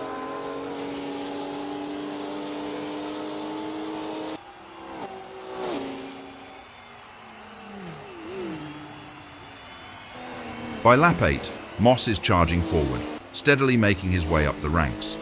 His relentless pace is now directed at Peter Collins, who becomes the next target. Moss lines up the Ferrari with precision, weaving through the corners, and with a well-timed maneuver, he swiftly moves past Collins.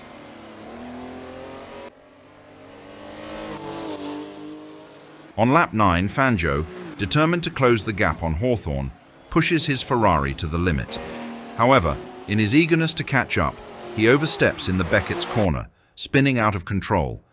Fortunately, the Argentine champion manages to keep the engine running and regains control, but the damage is done. As he struggles to get back on track, several competitors zip past him, and Fangio is left to pick up the pieces. The world champion, once near the front, now finds himself back in sixth place, with a lot of work ahead to recover. Brooks, struggling with his pace, starts to lose more ground, as he is passed by Moss and Salvadori, one after the other.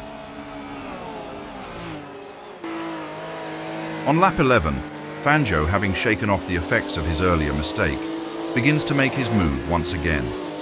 With relentless focus, he surges past his teammate Collins, leaving the Englishman behind as he charges forward. 4 laps later, Fangio catches up with Brooks. Without hesitation, the Argentine makes his move, overtaking the Englishman with precision and reclaiming 4th place as he continues to push forward in the race. After a few laps of relentless pressure, Moss reels in Hawthorn. With a precise maneuver, he smoothly edges past the British driver, claiming the lead and establishing himself at the front of the pack.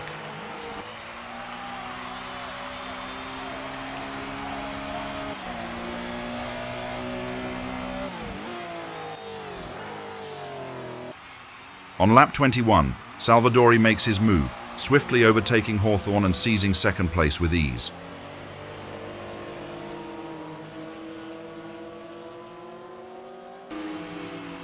Hawthorn's BRM begins to suffer from a transmission oil failure, forcing the British driver to pull into the pits and retire from the race.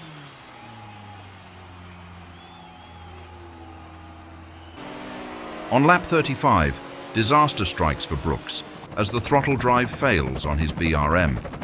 He manages to limp back to the pits, where the mechanics quickly spring into action, repairing the drive. After a brief stop, Brooks re-emerges on track in 5th place, losing only 1 position to Collins.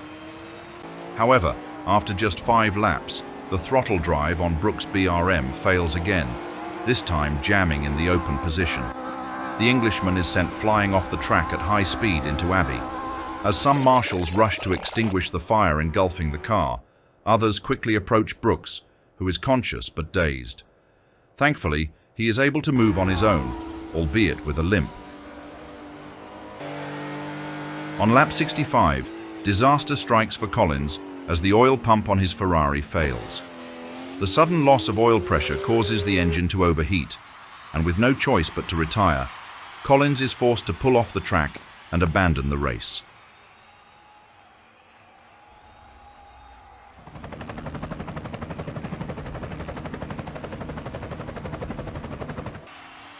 Behra, who has been closely tailing 𝔻℻𝔼𝕋 for several laps, finally seizes his opportunity. With a well-timed move, the Frenchman overtakes the Spanish nobleman, charging into the top 3.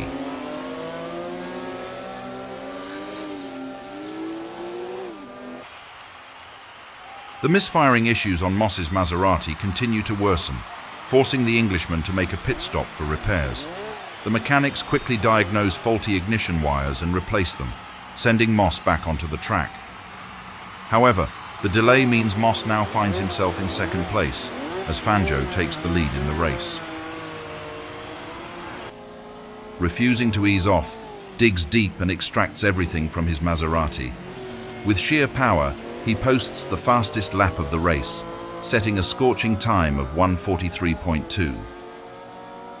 On lap 75, the young Ferrari driver, Alfonso de Portigo, strikes back at Behra with a brilliant move, reclaiming 3rd position and pushing the Frenchman back. But team orders come into play as the Scuderia makes a decisive move. De Portigo pulls into the pits, handing over his Ferrari to Collins. It's clear now that Ferrari is prioritizing Collins's championship bid, giving him the chance to score crucial points. With just 6 laps remaining, disaster strikes for Moss as his transmission succumbs to failure. Frustrated and unable to continue, the Englishman is forced to pull off to the side of the road, relinquishing 2nd place to Collins, who now moves up a position in the race. Moss's hopes of a podium vanish in an instant, leaving him to watch as the battle for the top spots unfolds without him. After a grueling race filled with retirements and mechanical woes for his competitors, a thoroughly exhausted Fangio crosses the finish line in 1st place, clinching his long-awaited victory at the British Grand Prix. Despite the challenges he faced throughout the race, the Argentine ace held his ground and outlasted the rest. Peter Collins secures second place, crossing the line a lap behind Fangio, but his effort is still enough to keep him in the hunt for the title. Thanks to the strategic team move involving his teammate, 𝔼𝔼𝕼𝕋𝕼𝕼, who handed over his Ferrari to Collins earlier in the race, the Englishman is able to earn valuable points. These points help him maintain his lead in the championship, but with Fangio's win closing the gap, the battle for the title is shaping up to be a thrilling one as the season progresses. In the meantime, Juan Behra takes third place, a finish that wasn't marked by extraordinary speed, but rather by his consistency and reliability. This result secures his second podium of the season, keeping him firmly in contention for the championship as the season heads into its final stages. As for the fourth and fifth places, they are claimed by Jack Fairman and Horace Gould, who both capitalized on the numerous retirements of their rivals. This allowed them to score their first points in Formula One, marking a significant achievement in their careers and giving their teams a much-needed boost in the standings. As we look at the current championship standings, Peter Collins remains in the lead with 22 points, continuing to hold on to the top spot. But with just 1 point between him and his nearest rival, Manuel Fangio, who sits at 21 points, the battle for the championship is far from over. In third, we have Juan Behra with 18 points, who is still very much in the fight for the title. The Frenchman's consistency have kept him in contention, and he'll be looking to capitalize on any opportunities in the remaining races. But for 𝔼𝕼𝕋𝕼𝕼, sitting at 13 points, it must feel like a bitter pill to swallow. Despite his undeniable skill and speed, Moss faces disappointment as he watches the championship slip away. With so many dramatic moments in this season, Moss finds himself in a position where time is running out to make up the deficit. As we wrap up the action here at Silverstone, the road to the championship takes us to a place where every driver must confront their deepest fears.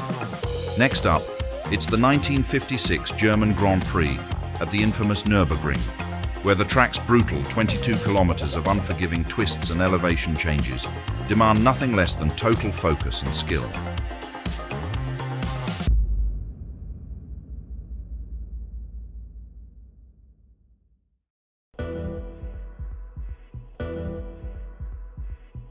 There is no circuit in the world that demands more from a driver than the Nürburgring Nordschleife. Twisting its way through the dense forests of the Eifel Mountains, this monstrous ribbon of tarmac stretches over 22 kilometers and features more than 170 corners, each one a test of nerve, skill, and sheer survival. This is not just a racetrack, it is an unrelenting beast, ready to punish even the smallest mistake with catastrophic consequences. To simply complete a lap here requires absolute commitment. To push for a competitive time in qualifying, that demands something beyond reason, a fearless, almost reckless defiance of danger. This is where the true warriors of Formula One step forward. Those who refuse to lift, who see the blind crests, the high-speed sweeps, and the perilous dips not as obstacles, but as challenges to be conquered. But the Nürburgring does not forgive. It does not grant comfort, nor does it allow a moment of hesitation. It is, without a doubt, the most dangerous circuit Formula One has ever seen. Legends have been made here, but so too have dreams been shattered in the blink of an eye. No driver has ever tamed this place, not completely. Because at the Nürburgring, confidence is an illusion. It is a circuit that takes and takes and takes. Respect is demanded, but fear is inevitable. And that, dear fans, is why we are here. This is what we live for.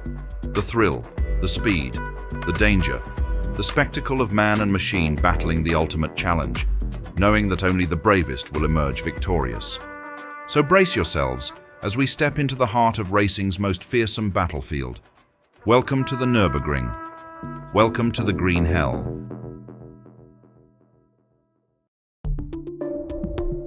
Two rounds remain in the championship, and the battle for the crown is nearing its boiling point. Peter Collins and Juan Manuel Fangio, separated by a razor-thin margin of just 1 point, are locked in a duel where every lap, every corner, and every second counts. The stakes could not be higher, and here at the Nürburgring, there will be no room for hesitation. A strong result in Germany could be the deciding factor in this relentless title fight. Scuderia Ferrari, well aware of what is at stake, has arrived in full force, fielding an impressive 5-car lineup. Alongside the two title contenders, Peter Collins and Juan Manuel Fangio, are 𝔾ℼ𝔼𝕼𝕋𝕝, Alfonso de Portago, and the returning Luigi Musso. Musso, having spent months recovering from his devastating crash during the 1,000-kilometer race in May here on the Nürburgring, is now ready to make his long-awaited comeback, though whether he is fully fit for the unforgiving Nürburgring remains to be seen. Understanding that every mechanical detail could prove decisive on this treacherous circuit, Ferrari took the unusual step of arriving early for pre-race testing. Engineers and drivers pored over gear ratios and power curves, ensuring their machines were finely tuned for the daunting demands of the green hell. But even with the best preparation, one thing remains certain. Mastering the Nürburgring is a challenge no amount of fine-tuning can fully prepare for. Standing against Ferrari's might is the formidable squad from Modena, Maserati. Armed with 4 works entries, the Italian marque is prepared to take the fight to the prancing horse. Stirling Moss, John Behra, Cesare Perdisa, and Chico Godia will each take to the Nürburgring behind the wheel of the trusted 250F, still running on conventional carburetors. Though not as numerous as Ferrari's fleet, Maserati's machines are proven contenders, capable of fighting at the front. For Moss and Behra, however, this race is about more than just pride. While they are still in mathematical contention for the world title, their chances are slim. The gap to the leading Ferrari duo is significant, and anything less than victory here in Germany would all but end their hopes. The task ahead is clear: win or watch the championship slip away. Beyond the works teams, a fleet of private Maseratis swells the grid, proving just how dominant Modena's influence is on this entry list. No fewer than 10 private machines will take the start, each piloted by a driver eager to make their mark on the most treacherous circuit in the world. The Scuderia Centro-Sud outfit fields Harry Schell. Scuderia Guastalla entrusts Umberto Maioli, and veteran Luigi Villoresi takes the wheel of Ottorino Piotti's 250F. Meanwhile, familiar independents, Louis Rosier, Horace Gould, Bruce Halford, Roy Salvadori, and Ottavio Volontario each bring their own Maseratis to the fight. With 19 entries, Maserati's presence is overwhelming. The final works team on the grid is the ever-resilient French outfit, Gordini. While their results this season have been modest, their determination remains unwavering.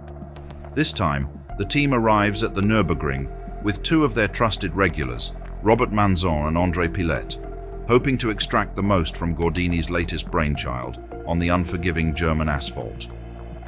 Joining them is a new face in Grand Prix racing, André 𝔼𝕼𝕋, who steps in as the team's reserve driver. A daunting venue for a debut, but if there's one thing the Nürburgring demands, it's bravery. For Gordini, survival alone would be an achievement.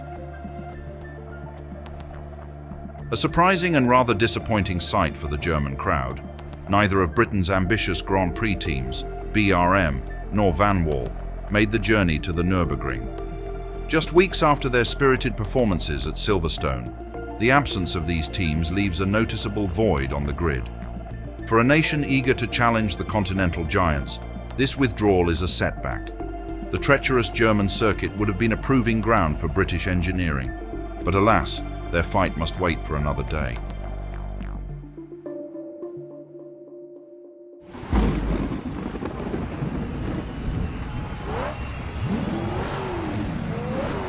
Willkommen, meine Damen und Herren, zum 18. Großen Preis von Deutschland, hier auf dem legendären Nürburgring. 22,8 Kilometer oder 14,1 Meilen durch die tückischen Kurven und Höhenunterschiede der Eifel. Eine Strecke, die keine Fehler verzeiht und selbst die erfahrensten Piloten an ihre Grenzen bringt. Das Wetter hat in der Qualifikation keine Gnade gezeigt. Regen, Nebel und rutschige Bedingungen machten die Herausforderung noch extremer. Doch auf einer Strecke wie dieser trennt sich das wahre Können von bloßer Hoffnung. 3 practice sessions were scheduled, each long enough to allow drivers to familiarize themselves with the treacherous 22.8-kilometer course. But as if the Nürburgring wasn't already punishing enough, rain and lingering damp conditions ensured that no one could push their cars to the absolute limit. Lap times were nowhere near what the machines were truly capable of, leaving the grid order to be dictated as much by luck and survival as by outright speed. Ferrari, eager to maintain their championship lead, found themselves battling more than just the track. Engine troubles plagued their cars, forcing them to swap in spare power units before they had even set a representative lap time. But the real shock came from Alfonso de Portigo, who was baffled by his sluggish pace, only to discover that the rear of his chassis frame had snapped clean off. This discovery sent Ferrari mechanics into overdrive, stripping every car down for a full inspection. Reinforcements were welded around the shock absorber mountings to prevent further structural failures. If there was any doubt about Juan Manuel Fangio's skill in the wet, the reigning champion put them to rest in the most spectacular fashion. Fangio is flat out, every fiber of his being fused with the machine as he hurls it down the longest straight of the Nürburgring. The V8 screams at full song, the wind tearing past as the Argentine maestro pushes beyond the limits. Speed climbs relentlessly, 160, 170, 180 miles per hour. Every bump, every twitch of the wheel demanding absolute precision. Yet the spectacle wasn't his alone. Peter Collins was right there with him, matching the maestro corner for corner, drifting his Ferrari through the mist and shadows of the Eiffel Forest. It was a mesmerizing duel, but the stopwatch had the final say. By a razor-thin margin of 0.3 of a second, Fangio snatched pole position, proving once again that in Formula One, experience and raw bravery are often the only difference between first and second. Third on the grid was Eugenio Castellotti, who showed that he too was unafraid of the challenge, trailing the leading duo by only 3 seconds. But over at Maserati, the mood was far less optimistic. Their cars simply weren't as settled through the Nürburgring's endless curves. 𝔼𝔼𝕋𝕀ℕ𝔼𝕋 did all he could, but his best effort left him stranded in 4th, a crushing 12 seconds adrift of Fangio. Worse still, Maserati's other works drivers, Juan Behra, Cesare Perdisa, and Chico Godia, were nowhere near the fight at the front, lapping more than half a minute off the pace. They could only muster 6th, 8th, and a disastrous 16th.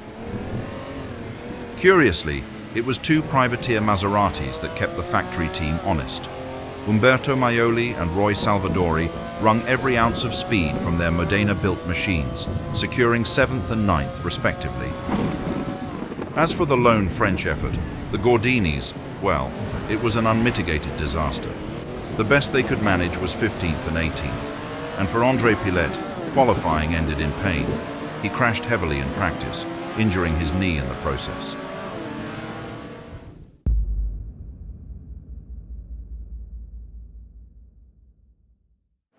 After 3 days of relentless rain, the Nürburgring awoke to an unfamiliar sight: sunlight. The storm clouds had finally retreated, leaving behind a dry track bathed in golden light. For the drivers, it was a welcome relief. For the fans, it was a promise of pure, unfiltered speed. The grandstands were overflowing, packed to the brim with tens of thousands of eager spectators who had endured the miserable weather in anticipation of this very moment. Among the honored guests in the paddock stood a young royal, Juan Carlos of Spain, watching with fascination as the world's greatest drivers prepared for battle. But Sunday morning brought last-minute changes to the lineup. Cesare Perdisa, having suffered injuries in a sports car crash just days before, was forced to withdraw, his Maserati seat taken by Umberto Maioli. Over at Gordini, the situation was even more desperate. André Pilet was deemed unfit to race. His replacement is reserve driver André Milou, a man who had never even turned a single lap of the Nürburgring. A driver arriving at the deadliest track in the world without a single second of preparation.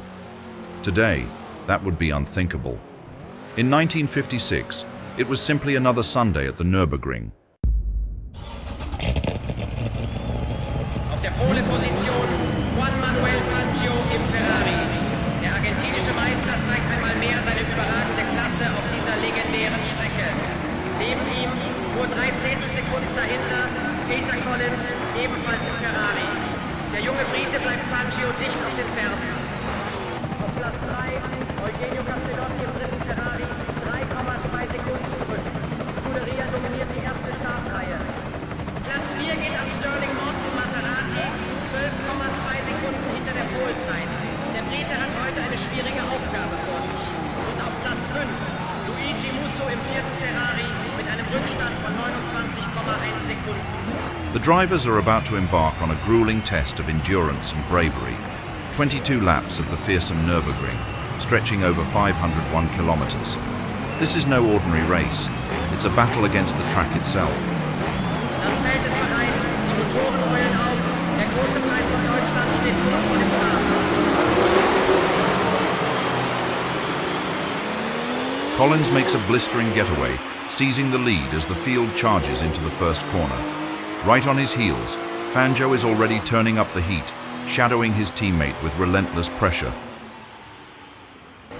Further back, Behra and Salvadori launch themselves into the fight, surging through the pack to claim 4th and 5th place respectively.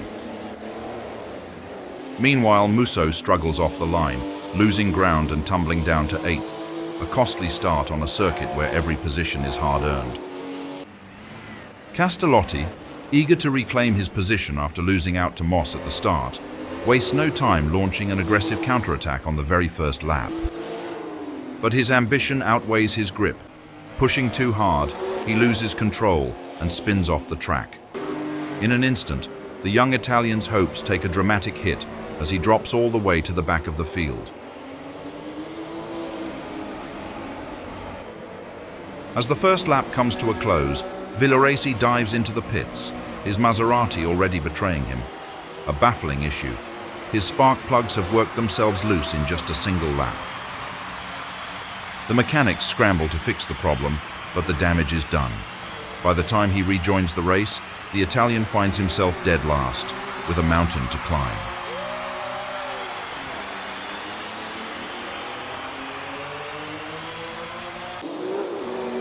By the second lap, the 2 leading Ferraris have already carved out a comfortable gap from the rest of the field.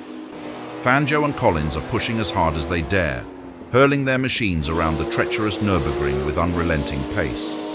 Flat out from the start, the championship rivals are in a league of their own, leaving the chasing pack struggling to keep up.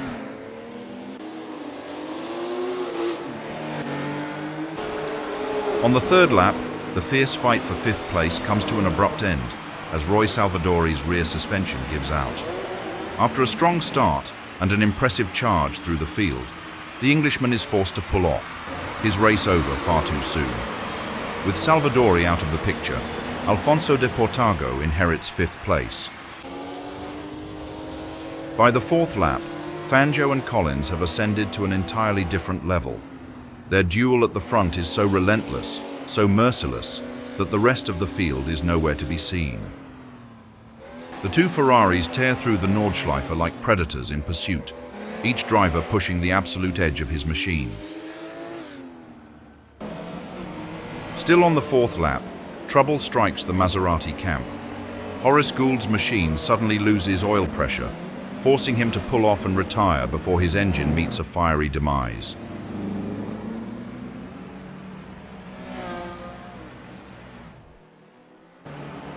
Almost simultaneously, Umberto Maioli battles a worsening steering issue, his Maserati becoming more and more unmanageable with every twist and turn of the treacherous circuit.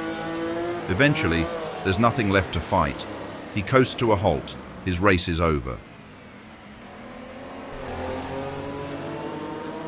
Lap 5 claims another victim, and this time, it's one of Ferrari's own. Eugenio Castellotti, already fighting his way back from his first lap spin, suddenly finds his engine misfiring. The culprit, a faulty magneto. The Ferrari stutters, loses power, and within moments, his race is over. A frustrated Castellotti pulls off, stays in the cockpit, hands gripping the wheel in frustration, but there's nothing he can do. For the young Italian, the Nürburgring has been nothing short of a nightmare. Lap 6 sees 𝔼𝔼𝕋𝕼 making an unscheduled stop. Something isn't right with the Ferrari's engine, and the team calls him in for a quick check. The mechanics swarm over the car, their hands working fast but precise. There's no room for hesitation. Moments later, Musso is sent back out, his position still intact. Incredibly, despite the stop, he hasn't lost 6th place. A brief delay, but at the green hell, every second spent stationary feels like an eternity. But Musso is visibly off the pace, struggling to match the speed of the frontrunners. Seeing this, Ferrari's team manager makes a bold decision. He signals for a driver change, planning to put Castellotti in the car. But just as everyone expects Musso to pull into the pits, an unexpected twist unfolds. A Ferrari coasts in slowly, but to everyone's surprise, it's not Musso behind the wheel. It's Peter Collins. As soon as the car comes to a stop, the Englishman slumps over and faints, completely drained. Just as Castellotti is getting settled, Musso finally arrives at the pits. This throws everything into disarray. Castellotti abandons Collins's car and switches to Musso's, hastily strapping himself in before rejoining the race. Meanwhile, Collins eventually regains consciousness, and the mystery of his fainting spell is solved. He reveals that right from the start of the race, a crack had developed in the fuel line, allowing gasoline fumes to seep into the cockpit. Lap after lap, he unknowingly inhaled the toxic vapors, gradually becoming dazed and disoriented. By the 9th lap, his vision blurred, his mind fogged, and he found himself struggling to shift gears properly. He barely managed to keep the car on track before making his way to the pits just in time.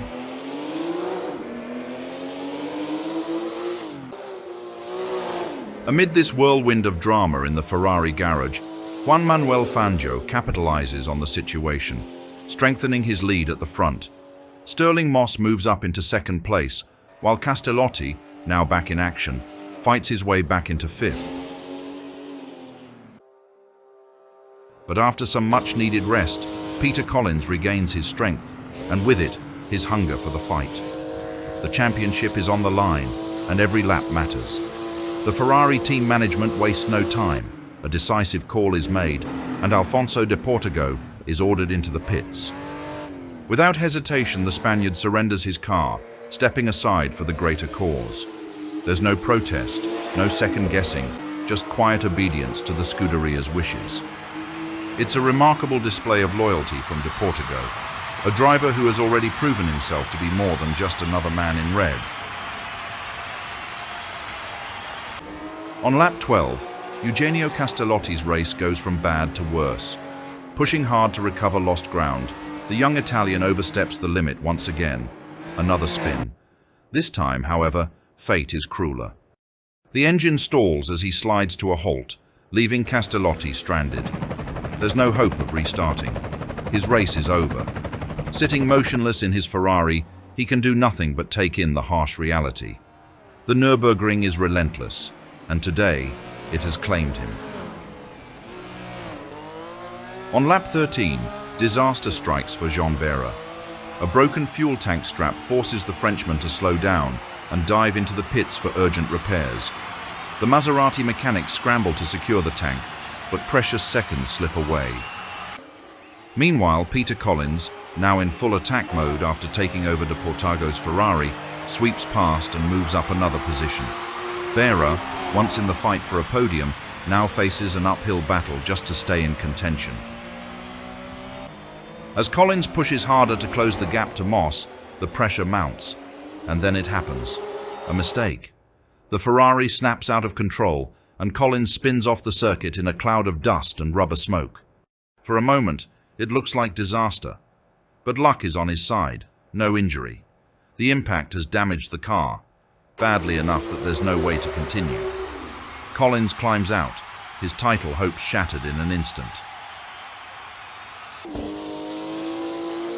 On lap 17, Juan Manuel Fangio knows that every single point matters in this championship battle. Pedal to the metal, he dances with the Nürburgring's unforgiving curves, shaving away every unnecessary fraction of a second.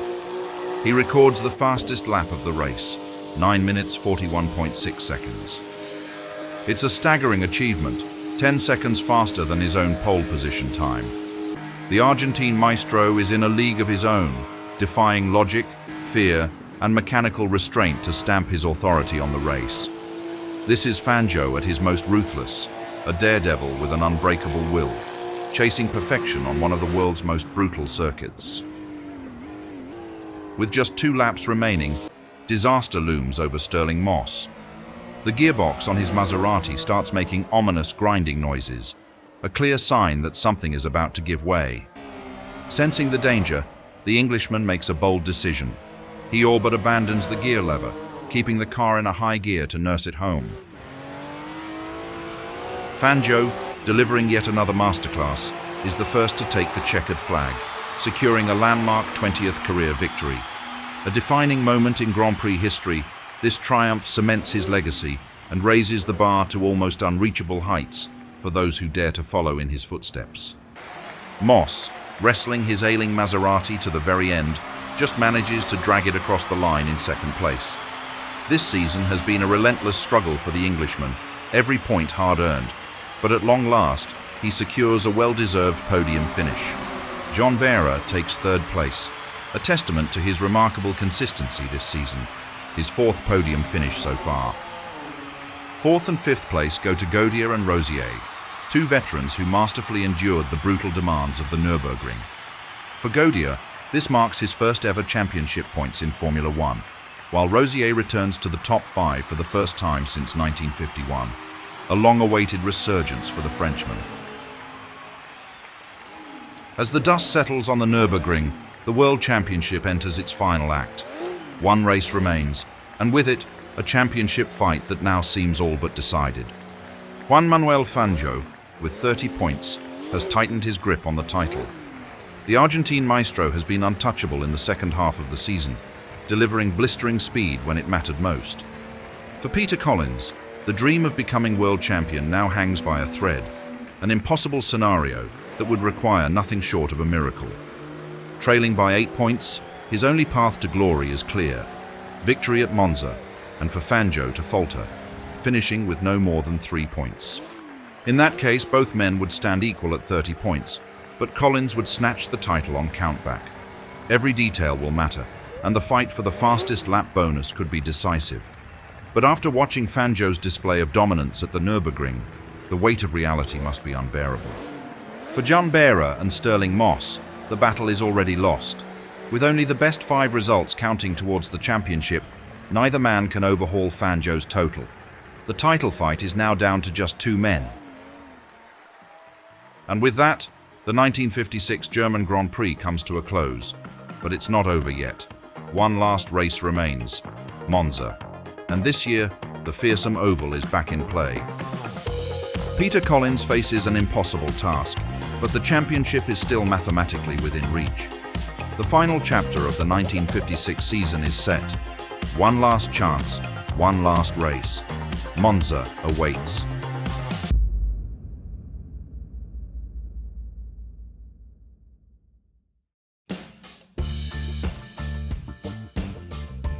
After months of grueling battles across the world's most treacherous circuits, we now arrive at the historic Autodromo Nazionale di Monza, where the ultimate chapter of this thrilling season will be written. Monza, the Temple of Speed, is faster than ever before. This year, the iconic oval layout returns, stretching the limits of man and machine like never before.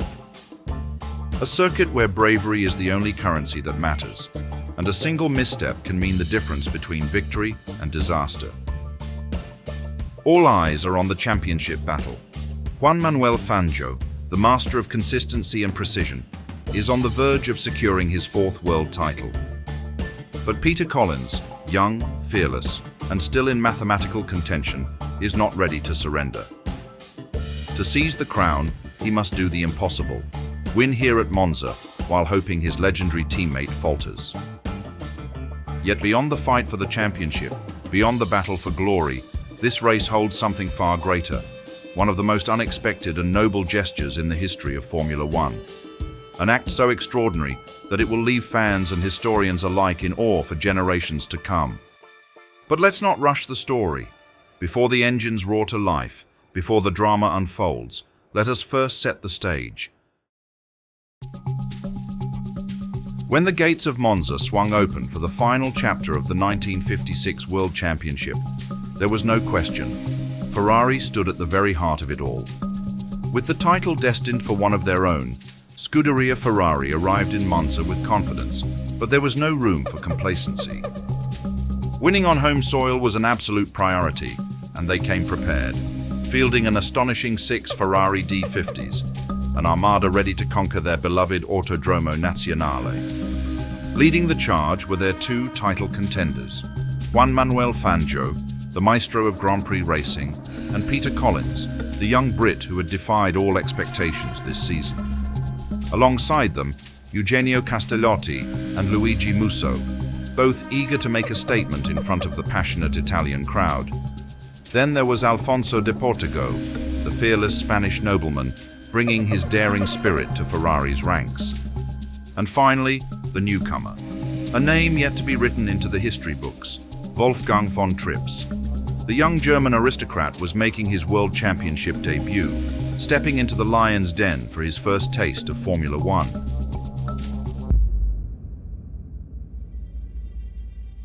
For Maserati, the fight for the championship had already slipped through their fingers at the Nürburgring, but that didn't mean they arrived in Monza unprepared. On the contrary, Modena's finest came armed with 5 Maserati 250Fs, determined to finish the season in the strongest way possible. At the forefront were their 2 leading drivers, Stirling Moss and Jean Behra.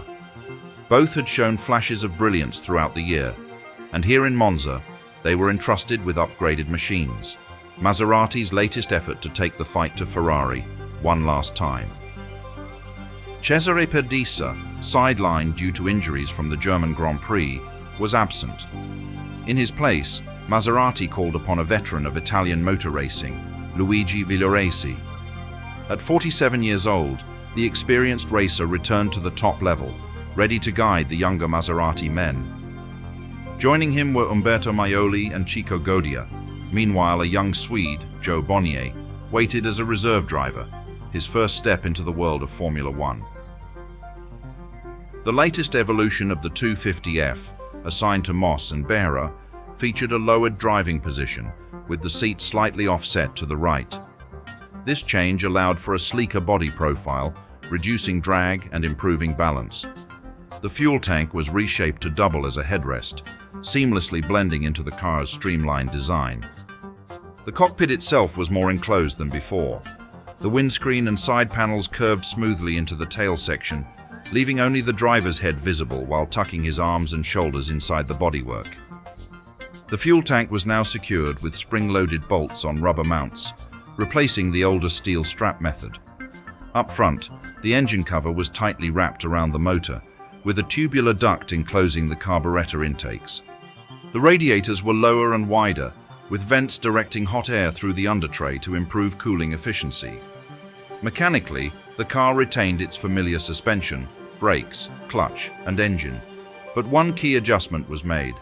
The steering box was now mounted directly onto the chassis frame rather than the clutch housing, improving stability.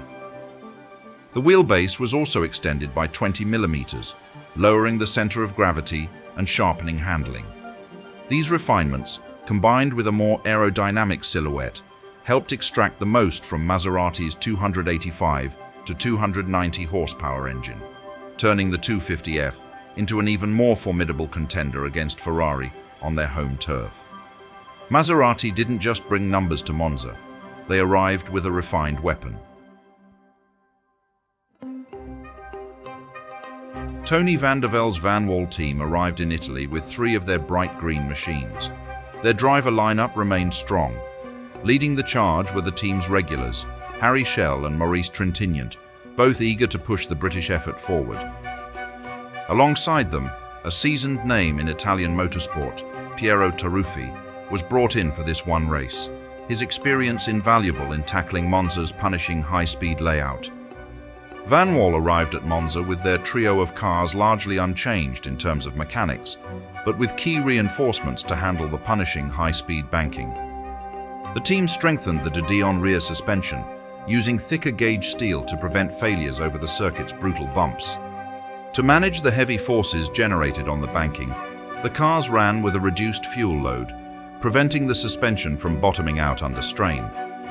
For Vanwall, this was more than just another Grand Prix. Taking on Ferrari and Maserati in Italy was a bold statement of intent, a test of whether British engineering could stand its ground against the titans of the sport.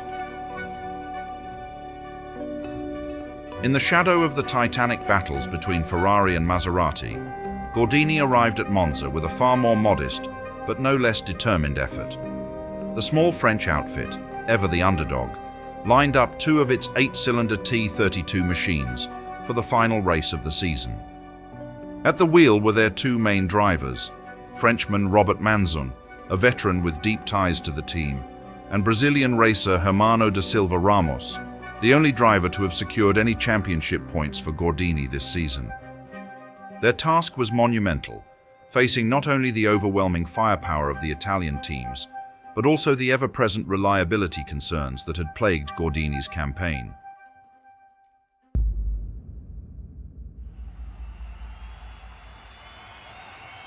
Benvenuti cari tifosi al leggendario Autodromo Nazionale di Monza.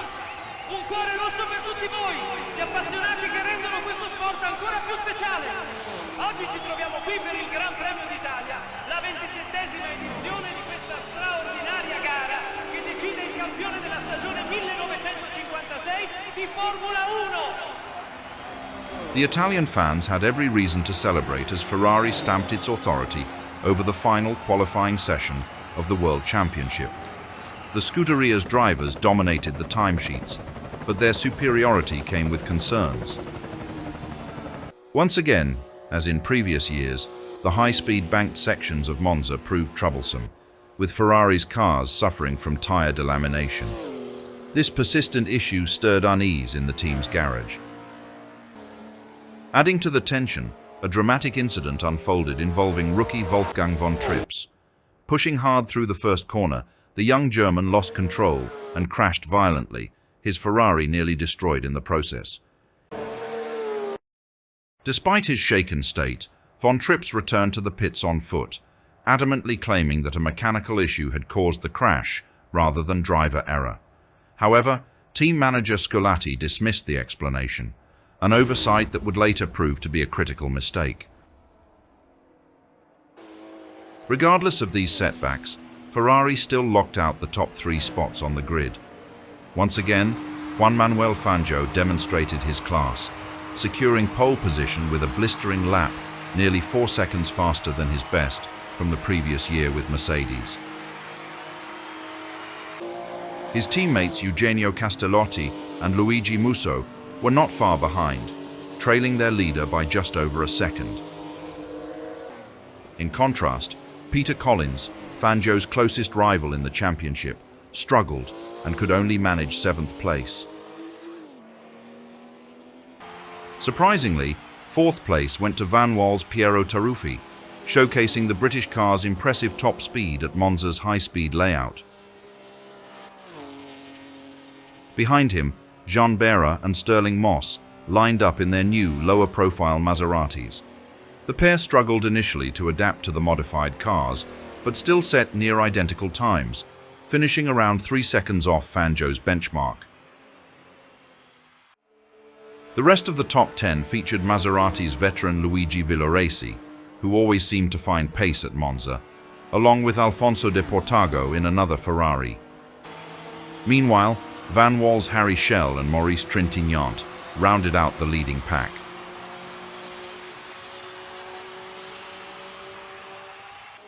As for Connaught, the British outfit faced near disaster before the race had even begun.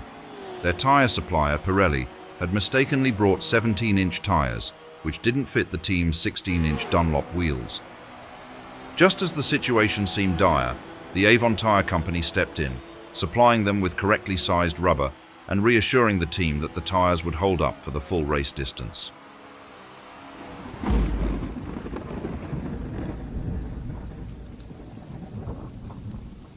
The morning of the 1956 Italian Grand Prix dawned under a heavy downpour, drenching the legendary Monza circuit in rainwater.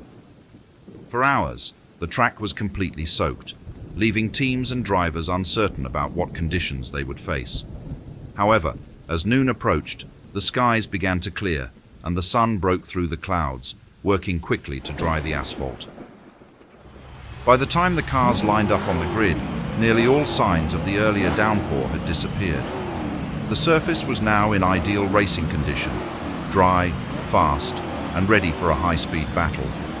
In pole position Juan Manuel Fangio su Ferrari, con il tempo di 2 minuti e 42 secondi e 6 decimi. Accanto a lui, in seconda posizione, il nostro 𝔾ℝ𝔼𝕋𝕀ℕ𝔼𝕋, anche lui su Ferrari, con un tempo di 2 minuti e 43 secondi e 4 decimi. In terza posizione, ancora un italiano, Luigi Musso su Ferrari, con un tempo di 2 minuti e 43 secondi e 7 decimi. Musso è pronto a sfruttare ogni opportunità per farsi largo in questo incredibile gruppo. In quarta posizione, un altro grande pilota italiano, Piero Taruffi su Vanwall, con un tempo di 2 minuti e 45 secondi e 4 centesimi. E in quinta posizione, il francese Behra su Maserati, con un tempo di 2 minuti e 45 secondi e 6 centesimi. Behra è un pilota aggressivo e pronto a lottare fino all'ultimo metro. The stakes could not be higher. 50 laps of Monza lay ahead, totaling a grueling 500 kilometers. With the championship still undecided, every inch of this race would count. Signore e signori, è il momento. Il Gran Premio d'Italia del 1956 sta per iniziare. The flag drops, and the Italian Grand Prix is underway. As has been the case more than once this season, Juan Manuel Fangio takes a measured approach off the line, unwilling to gamble too much in the opening moments. 𝔾ℝ𝔼𝕼𝕋𝕀ℕ𝔼𝔼𝕋 and Luigi Musso launch into an all-out war for the lead, throwing caution and tyre management to the wind. They rocket through Monza's high-speed straights, neither willing to yield an inch. The crowd erupts as their scarlet machines dance on the edge of control, inches apart, pushing their Ferraris as hard as they dare. By the third lap, 𝔾ℝ𝔼𝕼𝕋 is making his presence known in spectacular fashion. The American is flying in the Vanwall, and with a bold move, he slips past Fangio to snatch third place. But the Argentine isn't concerned with reclaiming the position. His eyes are on a bigger picture. With the championship on the line, his priority is clear, keeping Peter Collins behind at all costs. Just 4 laps into the race, the first casualty emerges. A thick plume of smoke billows from the rear of Hermano da Silva Ramos's Gordini, as the Brazilian coasts to a stop at the side of the circuit. His engine has given up in spectacular fashion, an all too familiar sight for the struggling French outfit. One Gordini is already out, and the race has barely begun. On lap 5, disaster strikes for Castellotti. The relentless pace and brutal demands of Monza's high-speed layout prove too much for his 𝔾ℝ𝔼𝕼𝕋 tyres. With a violent jolt, the rubber gives way, an explosive failure that sends the Ferrari skidding for control. He dives into the pits for a fresh set. When he finally roars back onto the circuit, he's down to 12th place. And almost as if fate had scripted it, Musso suffers the exact same ordeal. His tyres, mercilessly punished in the relentless duel with Castellotti, give up the ghost. He limped back to the pits, where Ferrari's mechanics, already weary from Castellotti's emergency stop, scramble into action once more. But the drama isn't over yet. As Musso finally rejoins the race, the roar of an approaching engine fills the air. It's Castellotti. The young Italian flashes past his teammate in a blur of red, reclaiming track position in an instant. And just like that, there's a new leader at Monza. Stirling Moss, in a dazzling display of sheer speed and precision, scythes through the pack, overtaking Collins, Fangio and 𝔻ℼ, all in a single electrifying lap. The crowd watches in awe as the British ace wrestles his newly improved Maserati 250F through the curves and onto the high-speed straights, proving beyond a doubt that the latest evolution of the Modenese machine is a step in the right direction. With the Ferraris faltering and Vanwall unable to keep up, Moss is now in control. But Monza has never been kind to frontrunners, and the race is still in its infancy. 𝔼𝔼𝕋𝕀ℕ𝔼𝕋 is in no mood to linger at the back. After his costly pit stop, he's pushing to regain lost ground, his Ferrari screaming down the straights as he hunts down 𝔾ℝ𝔼𝕼𝕋. By lap 6, he's right on his teammate's tail, waiting for the perfect moment to strike. Exiting the Parabolica, Musso gets the run. He pulls alongside 𝔾ℝ𝔼𝕼𝕋, with the grandstands watching in anticipation, sealing the move. By the 7th lap, disaster strikes yet again for Ferrari, this time claiming Alfonso de Portago. The Spaniard had been running in 7th place, holding his own among the front runners, when suddenly his ℾ𝔼𝕼𝕋 tyre gave out at high speed. The violent blowout sent his Ferrari snapping sideways, skidding alarmingly close to the barriers. De Portago managed to keep the car under control and coax it back to the pits, but his hopes of continuing were quickly dashed. The brutal tyre failure had wrecked the rear suspension. For De Portago, the Italian Grand Prix was over. On the 9th lap, trouble strikes for Piero Taruffi. The Italian veteran had been holding a strong 5th place, keeping pace with the leaders, when he suddenly veered into the pits, his Vanwall trailing a worrying sheen of oil. Minutes slipped away, and by the time he rejoined the race, his earlier advantage was gone. He had tumbled down the order to 10th place. Seizing the opportunity, Jean Behra surged into 5th, breaking into the points and putting Maserati back into contention. On the 10th lap, disaster struck once again for Eugenio Castellotti. The left rear tyre suddenly gave out in spectacular fashion. The Ferrari snapped sideways in an instant, spun wildly, screeching across the track in reverse, leaving streaks of burnt rubber in its wake. For a terrifying moment, it seemed as though the worst might have happened. Then, through the dust and bent metal, Castellotti emerged, shaken but miraculously unhurt. His race, however, was over. For several laps now, an unexpected duel had gripped the Monza crowd in an eerie, almost disbelieving silence. The Tifosi, known for their relentless passion, found themselves watching a battle for the lead, but not a single Ferrari was in sight. The unthinkable was happening. An American driver in a British car was leading the Italian Grand Prix. The Ferrari camp looked on in silence. Peter Collins' title hopes take a heavy hit as his left rear tyre fails, forcing him into the pits from 4th place. The delay drops him to 8th, likely ending his championship chances. Jean Behra moves up to 4th, while Trintignant takes 5th. With Ferrari struggling, the battle for victory remains between 𝔼𝕼 and Moss. But on the very next lap, Moss charging hard to reclaim the lead, overtaking 𝔼𝕼 once again.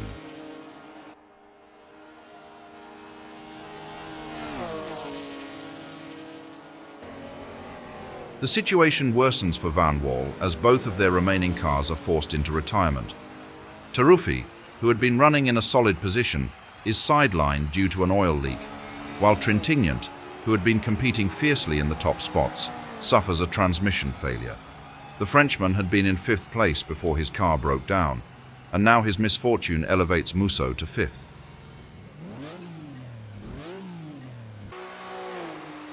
On lap 17, disaster strikes for Fangio as he slowly limps into the pits, his Ferrari's front wheels facing in different directions. The mechanics quickly diagnose the issue, a broken right steering arm. The repair proves to be a painstakingly long process, and by the time the Argentine finally re-enters the race, he's almost at the back of the pack, with little chance of scoring any points. However, the silver lining for Fangio is that Collins is still struggling in 6th place, meaning the world champion still holds the upper hand in the championship battle. Just. The race may have turned against him, but his title hopes remain alive, albeit hanging by a thread.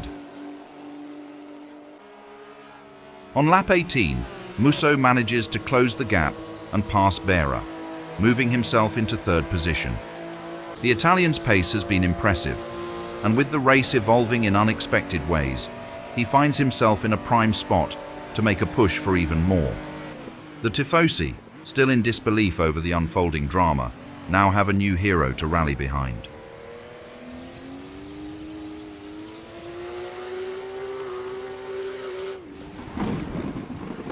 On lap 19, the weather takes a sudden turn as rain begins to fall, creating a slippery and unpredictable track.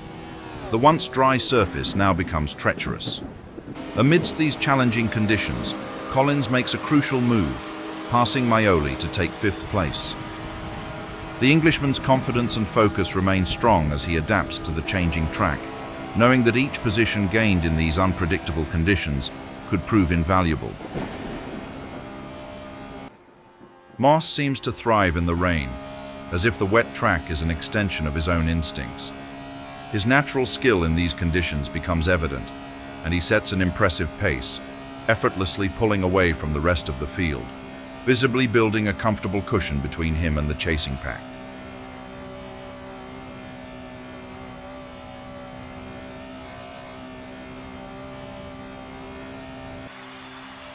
On lap 24, Jean Behra's Maserati suffers a magneto failure, forcing the Frenchman to pull off into the pits and retire from the race. This opens the door for Peter Collins, who moves up to fourth place, inching closer to the front, despite the ongoing challenges. On lap 28, 𝔼𝔼𝕼𝕋 makes his scheduled pit stop for refueling. Collins is third. On lap 29, Flockhart makes a move on Umberto 𝔼𝔼𝕼𝕼, passing him and securing fifth place in the race.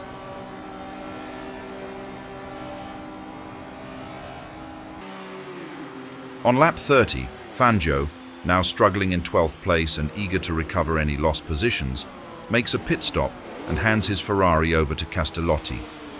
Despite the earlier terrifying crash he experienced due to a blown tyre, 𝔾ℝ𝔼𝕼𝕼 wastes no time in getting back behind the wheel of the Ferrari. On lap 31, Musso enters the pits to have his tyres checked. As the mechanics change the wheels, the Scuderia manager suggests he give his car to Fangio. However, Musso refuses, and eager to continue the race, speeds back out onto the track, unwilling to hand over his seat. The rain finally stops, and the track begins to dry, setting the stage for the final laps. As 𝔾ℼ𝔼𝕼 approaches the finish line, disaster strikes. His car's main gear jams, forcing the American to pull off to the side of the track. The Tifosi, despite the misfortune, cheer loudly for 𝔾ℼ𝔼, appreciating the incredible speed he had displayed throughout the race. And then, dear fans, it happens. Collins, driving in third, still in fight for the World Championship, suddenly pulls his car into the pits. But what happens next leaves everyone speechless. There, waiting in the pit, is none other than Juan Manuel Fangio. Without a moment's hesitation, the Englishman offers the world champion his seat, handing over the chance to finish the race in his place. Fangio is taken aback by this remarkable display of generosity. For a moment, he stands frozen, unsure of how to react to such an incredible gesture. Overcome with emotion, Fangio embraces his teammate in a heartfelt hug. This isn't just a gesture of sportsmanship, but an unspoken bond forged through years of racing side by side. Fangio climbs into Collins' car, the weight of the championship suddenly resting on his shoulders once more. The team quickly makes adjustments, and Fangio is sent back onto the track in third place. As he speeds away, the significance of Collins' sacrifice becomes apparent. It's a noble act that seals the fate of the championship. This moment marks the turning point in the race, and as the laps wind down, the fans at Monza know that Collins' selflessness has shifted the balance of the championship, handing the crown back to Fangio and making it his for the fourth time.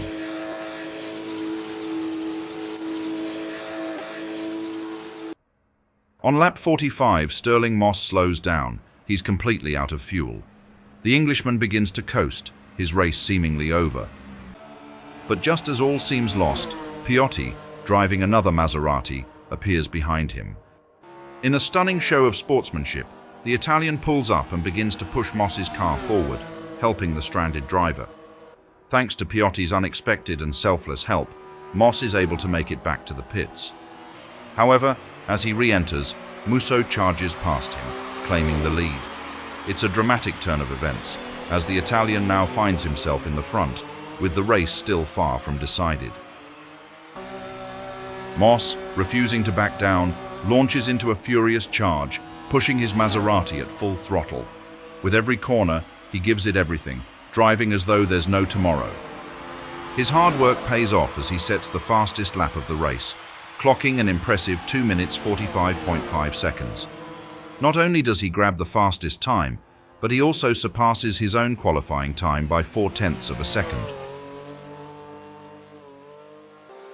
As Musso inches closer to what seemed like a certain victory, disaster strikes.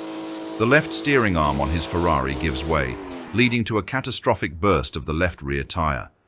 The Ferrari skids uncontrollably, but by sheer luck, it lacks the necessary speed to cause a major incident. Still, the shock overwhelms Musso, and after the harrowing moment, he stumbles out of the car, fainting as he collapses into the pits. Meanwhile, to the utter dismay of the Tifosi, Moss finds himself back in the lead. The Englishman, now in the top spot, is urged by his team to ease off, as they grow increasingly worried about the Pirelli tires showing signs of potential delamination. As the final lap unfolds, Moss holds his composure and manages to stabilize his lead over Fangio. With his mastery over the situation, Moss crosses the finish line, clinching a remarkable and unexpected victory, a triumph that no one saw coming. Fangio, despite all the chaos, finishes in second place. But for the Argentine, this is no ordinary finish. His second-place result is enough to secure his 4th World Championship title. Flockhart claims 3rd place, marking not only his first ever points in Formula One, but also bringing Connaught their first ever podium in the World Championship. Ghodia's steady performance lands him in 4th place. While his race wasn't particularly spectacular, his consistency and reliability saw him keep his car on track to finish just behind the top 3. Finally, Fairman takes 5th place, further solidifying Connaught's success in this race and cementing their place in the history books with a remarkable double finish in the points. As the checkered flag falls, Fangio does not immediately head toward Moss, the race winner. Instead, his focus shifts to Collins, the teammate who had played such a crucial role in his victory. The world champion said, "When Collins came in, he saw me stuck there and, without being asked, he got out of his car and offered it to me to finish in. That was a fantastic gesture. My anxiety and misery gave way to joy, so much so that I threw my arms around him and kissed him." And then Peter Collins replied, "I am only 25 years old and have plenty of time to win the championship on my own." He spoke with the certainty of a man who believed his moment would come, who knew that his day in the sun was still ahead. But, as is often the case in the unforgiving world of motorsport, fate had other plans for this brave and noble gentleman. As the 1956 Formula One season draws to a close, it's time to reflect on a championship that captivated motorsport fans all over the world. A season filled with drama, passion, and high-speed thrills. After 8 intense rounds, here are the final standings of the 1956 World Championship. In first place, and securing his 4th World Championship title, the maestro of strategy and precision, the Argentine legend, Juan Manuel Fangio. Fangio's calm, calculated approach to the season was the stuff of legend. With consistent podium finishes, the champion once again proved why he is regarded as one of the greatest to ever sit behind the wheel. A combination of brilliant tactics, experience, and a never-give-up attitude led him to the top of the standings. In second place, securing his place as one of the season's true stars, Stirling Moss. He sealed his runner-up place with this triumph at Monza. And in third place, the young and promising Peter Collins. He finished the season as the 3rd best driver in the world. His loyalty to his teammate Fangio at the Italian Grand Prix was a remarkable act of sportsmanship, cementing his place in the hearts of motorsport fans as both a competitor and a true gentleman of the sport. And so, the 1956 Formula One season comes to a close, a year that brought us thrilling battles, acts of sportsmanship, heartbreak, and sheer speed. Juan Manuel Fangio reigned supreme once again, capturing his fourth world title, while 𝔼𝕼𝕋 and Peter Collins solidified their places as future legends of the sport. The stories of this season will live on in the annals of Formula One history, reminding us of the incredible passion and relentless drive that fuels this sport. As we bid farewell to 1956, we extend our deepest gratitude to all of you, our incredible community. Your passion, your love for racing, and your unwavering support are what keep this journey alive. This video is made for you, the ones who share the same fire for this glorious sport. Thank you for being a part of this incredible adventure. The road to 1957 is ahead of us, and we can't wait to share it with you. From the first lap to the final curve, your passion drives us. Thanks for being part of this journey. See you in 1957, because Formula One never stops.